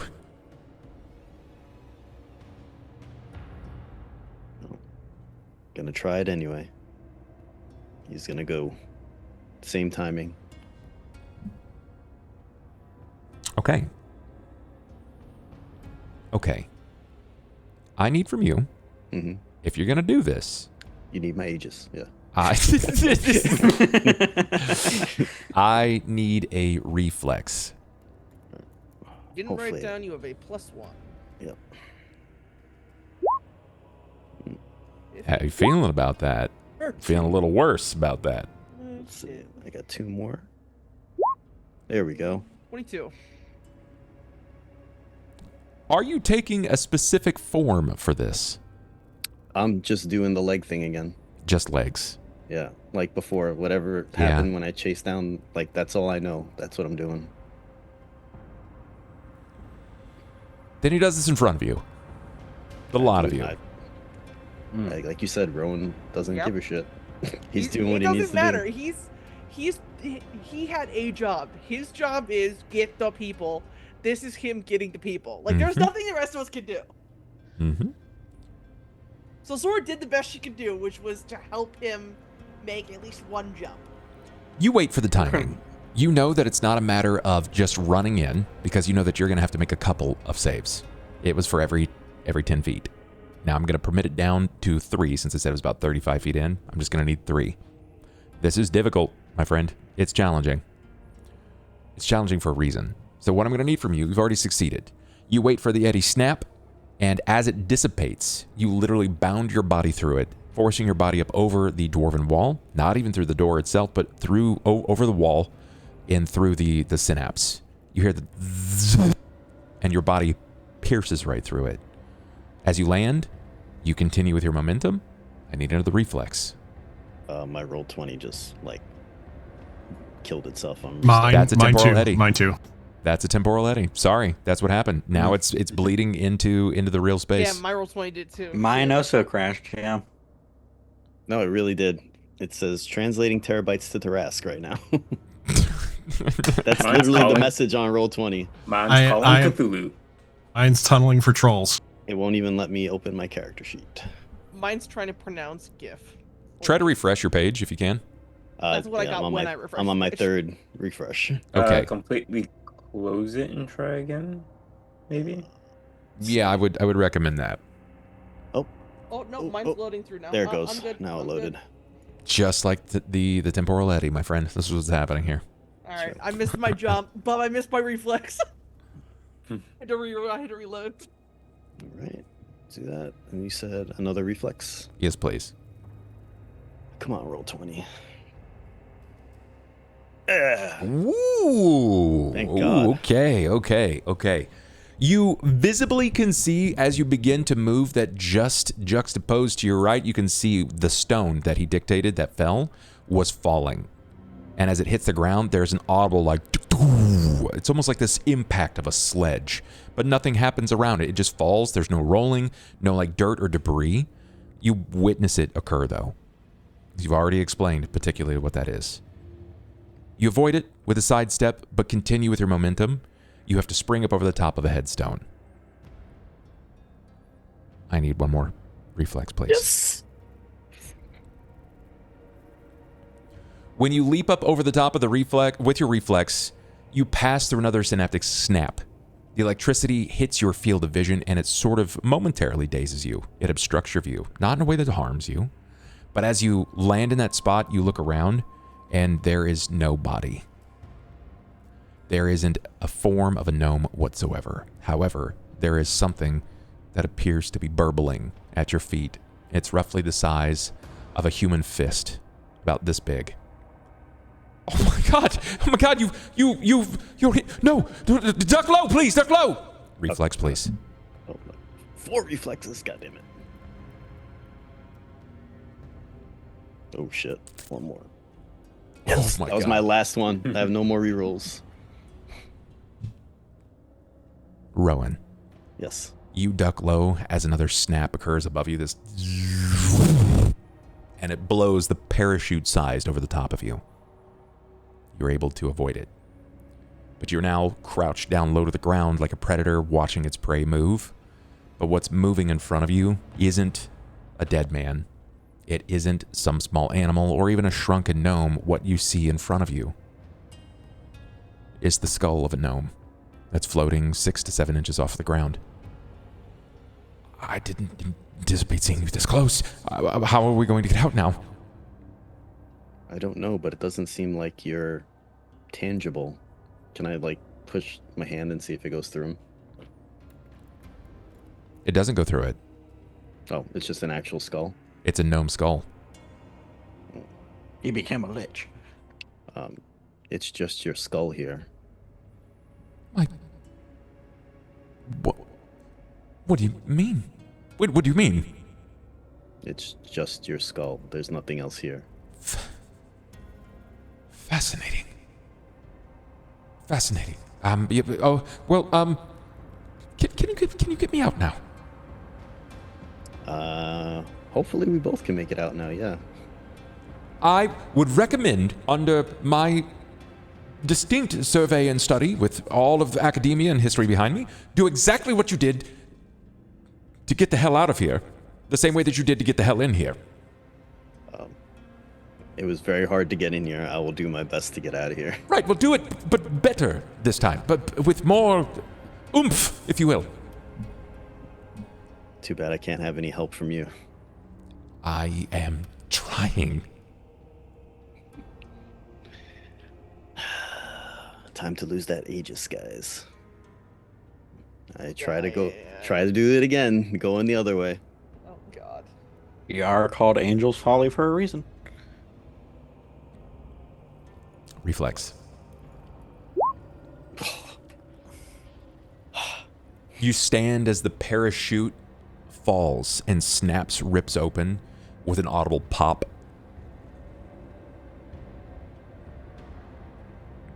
You dodge it. You begin to move. I would like to note, you're doing great. I have no more rerolls You're though. doing So great. I, You're if I doing fail great. one, Shut I'm up, done. Bob, shut up. You're doing Bob. great. Stop jinxing him. I need a reflex save If as you jinxed begin him, to step now you're into promis- building now you're promising momentum. him rerolls That's by it. jinxing him. Yeah, Literally, I'll let you have could- one of mine. Go for it. I got a couple of these bad boys in the bank. Sure, Yes. one more. Let's see it. Oh fuck! Oh, I was gonna say, all I'm gonna give you is 2, though. oh my god. I still got to make 2 more, Christine. You still gotta make 2 more. That's right. Yeah, but you've made 2 now. Technically, he's made 5. Well, yeah. 2 coming back. Technically, he's made 6, no? Because didn't he make 4 going in? Or there's only 3 going in? It was 3. It was No, it was the 4. 4th because he had to duck, Yeah. and then it's the 5th as he's going back. Yeah, got you. So it I was forgot the duck one what should have was. been. Whoopsies. Yeah. So it's been 6 so far. You've got 2 more. Yeah. Let's see. No, it's 1, 2, 3, 4, 4, 5, 5, 6. and then I just made Yeah, another one. That's 6. right. That's right. Okay. Oh, fuck. Plus You the one to side- throw the stone. 7. Yep. You're at. Yeah. That's right. That's right. You did too. Yeah. Go ahead and give me another reflex. Oh fuck. I can't look. No. You can't feel it now. You literally swerve and sidestep the stone. It fell right in front of you. That's 7, right? Yeah, one more. One more. You can see an anomaly appearing right in front of the gated door. You watch as the door itself derusts, looking polished and brand new, and then fading into dust rapidly as it reconstitutes and restructures into a gated door. Back up and over the fence. This is where I'm going to need 2 rolls. I'll let you decide what the order is. I need an acrobatics, followed by reflex. Do it in the order you said it. Okay, acrobatics. That's great. Give me a reflex. Nope. Oh, wait. Desperation. You can try.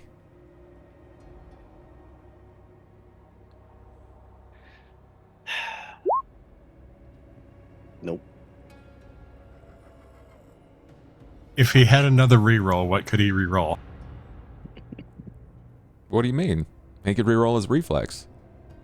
Well, he can't get another reroll unless either check is 50 subs or Bub feels the need to give him Don't another reroll. do That's the only 50 2 subs. options.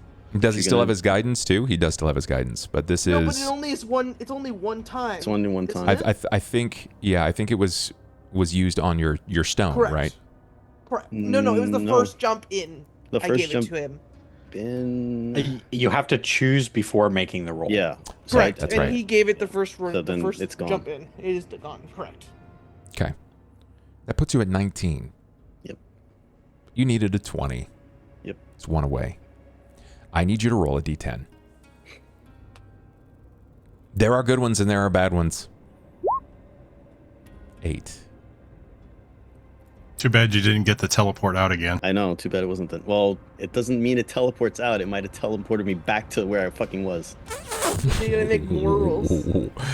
Interesting. I This don't is like that interesting. face. As you pull your body up atop this with acrobatics, you leap sort of like that of a feline, and as you push yourself to the top, you're clipped. As a snap happens just halfway through your head. It doesn't matter about the constitution of your body. It doesn't care about that. It just fades through spaces, right? It's magic in its own weave. As the temporal eddy snaps alive, it doesn't harm you, but it changes your vision. See, what happens before you isn't exactly that of the stone courtyard and graveyard that you've bore witness to up to this point. Instead, no, you're standing what looks to be in a jungle. You can feel in your hands you're still clutching the gnomish skull. You can feel the stone as you propel your body over the top, but your vision changes. You're being fed a memory? A vision? You're running through a jungle, tropical in climate. It is hot. Steam seems to resonate and roll off of your shoulders as your body is ragged and scarred through myriads of violence. You see none of your allies. None. Though you carry at your belt what looks to be a charm that is frequently used in Cauldron, you recognize that this is a different Rowan.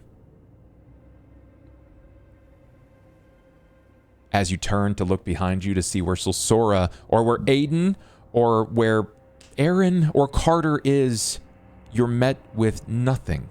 Though you can't help but feel as if you're being pursued, as if you're being chased. But nothing breaks beyond the leaves or the tree line, nothing whatsoever. And as you turn to bolt around, you run flat into something warm. Something hot. Not just warm like human skin, but hot as in something that has charred and cooked. But when your eyes roll up as you take your 2 steps back, you're not just staring what looks like to be something heated. It's not an oven or a stove. It's bipedal. Its fur is red. You can tell it's intelligent by the darkened cloth that dangles over its lower torso. Its feet are somewhere between human-like, but also clothed at its tips. It has a tail that waves wildly. You can see 2 gigantic arms, and at the ends are these massive scissor snips. It has 2 vestigial arms tucked up beneath the others that are every bit the size of yours, even in girth and vascularity. Its chest riddled with so many abdominal muscles, it's nothing that you can physically even understand. It's like it borrowed parts from other horrific aberrations, and when your eyes follow all the way up to the top, you feel it begin to lift your body, but not from its smaller hands, but instead from the 2 scissor snips as they punctured up under your ribs, lifting you from the ground, where you come face to face with a jackal with blackened spots that smell of soot and viscera, its horns that decorate its head.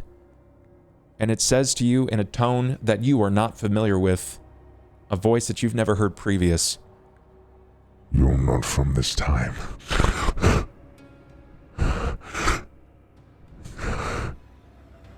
I'll see you soon.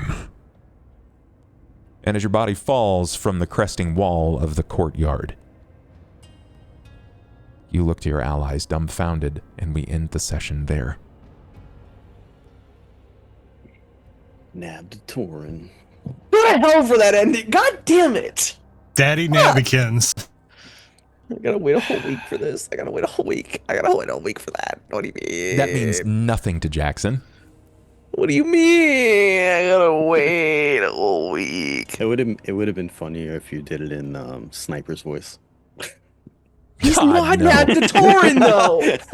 He just happens to be his child. It's different. He just happens to look just like him. Your yeah, vision it's changes. different. You're not leaping You're not over a the moth? malachite wall. For You those look of up you that and don't you're inside a understand, Cracker Barrel. clearly some of them have some ideas about what they just witnessed. I though didn't they are until- not certain. I'll be so real. I didn't until Jen literally tagged me and said, "Daddy Nabikins." I had no idea. Well, once you said the arms, I was like, oh, that's Sniper's character, who is the son of... Sure. That's all I know in Sure. context, because I came in late to the campaign. But if you guys don't know, that's A-okay. Yep. You're in for a You'll ride. learn. We're going to learn. Yeah. You'll Welcome learn to that because we will tell you at least this. That name's part of this campaign, so you'll know. You'll find out. I also And, assure know. you that its name isn't Nabikins. No, it's not not. even a little bit. That was just the deductions of what were called the bumblefucks, because Yes. God forbid they learn AKA to the pronunciate sniper things. goat. I mean, they We're gonna literally go- called a fallen angel that they murdered in like 2 turns a vegetable. So, like, I don't know. Their bar's not very high. We're gonna Yeah. go fight Daddy Nabikins in the Cracker Barrel. I hope not. For my sanity and for Jackson's austere, I would assure you that that is not the idea that we're aiming for here. Either way, that is episode 24? God Yes. damn it! So many questions. You didn't even let me have any resolution. I can tell you what the effect is here if you want to know, since session Yeah. was over. Yeah. That is 8 is the character sees a disturbing glimpse of their own future. That is better than number 9. So number 9 was what? Number 9? That's what I rolled originally. That's the time. first. That was the first time. Temporal bubble expands, exchanging safe route. So it's pretty much just, it's up to me to determine what that is. Okay. Okay. Whew. That wasn't bad. I like that. Thematically, it was good. Number 8. I Well, like it. just so you know, as soon as this is done, the first words out of Maiden's mouth are going to be, "That was the bravest, stupidest thing I've ever seen." You had the odds, my friend. The odds. You have a 5 in reflex. That's astounding, for the record. That many. That's astounding. That many is crazy in a row. So, I mean, all else fails. Like, that was, I think that. I also man. didn't realize. I think I need to keep better attention to it. That guidance doesn't have to be just the next roll. It just has to be once you say it, it goes. Yeah, The next correct. So, like, on the roll, yeah. reflexes that he did pass, he didn't have to waste guidance on a +1. Yeah, that was incredible. Matter. It was incredibly well done. But that's it for us tonight, guys. I'm gonna go ahead and run into our what I like to call our after show. It's basically decompression. Let our players ask some questions. Thank you for watching. I love your faces. I will talk to you later.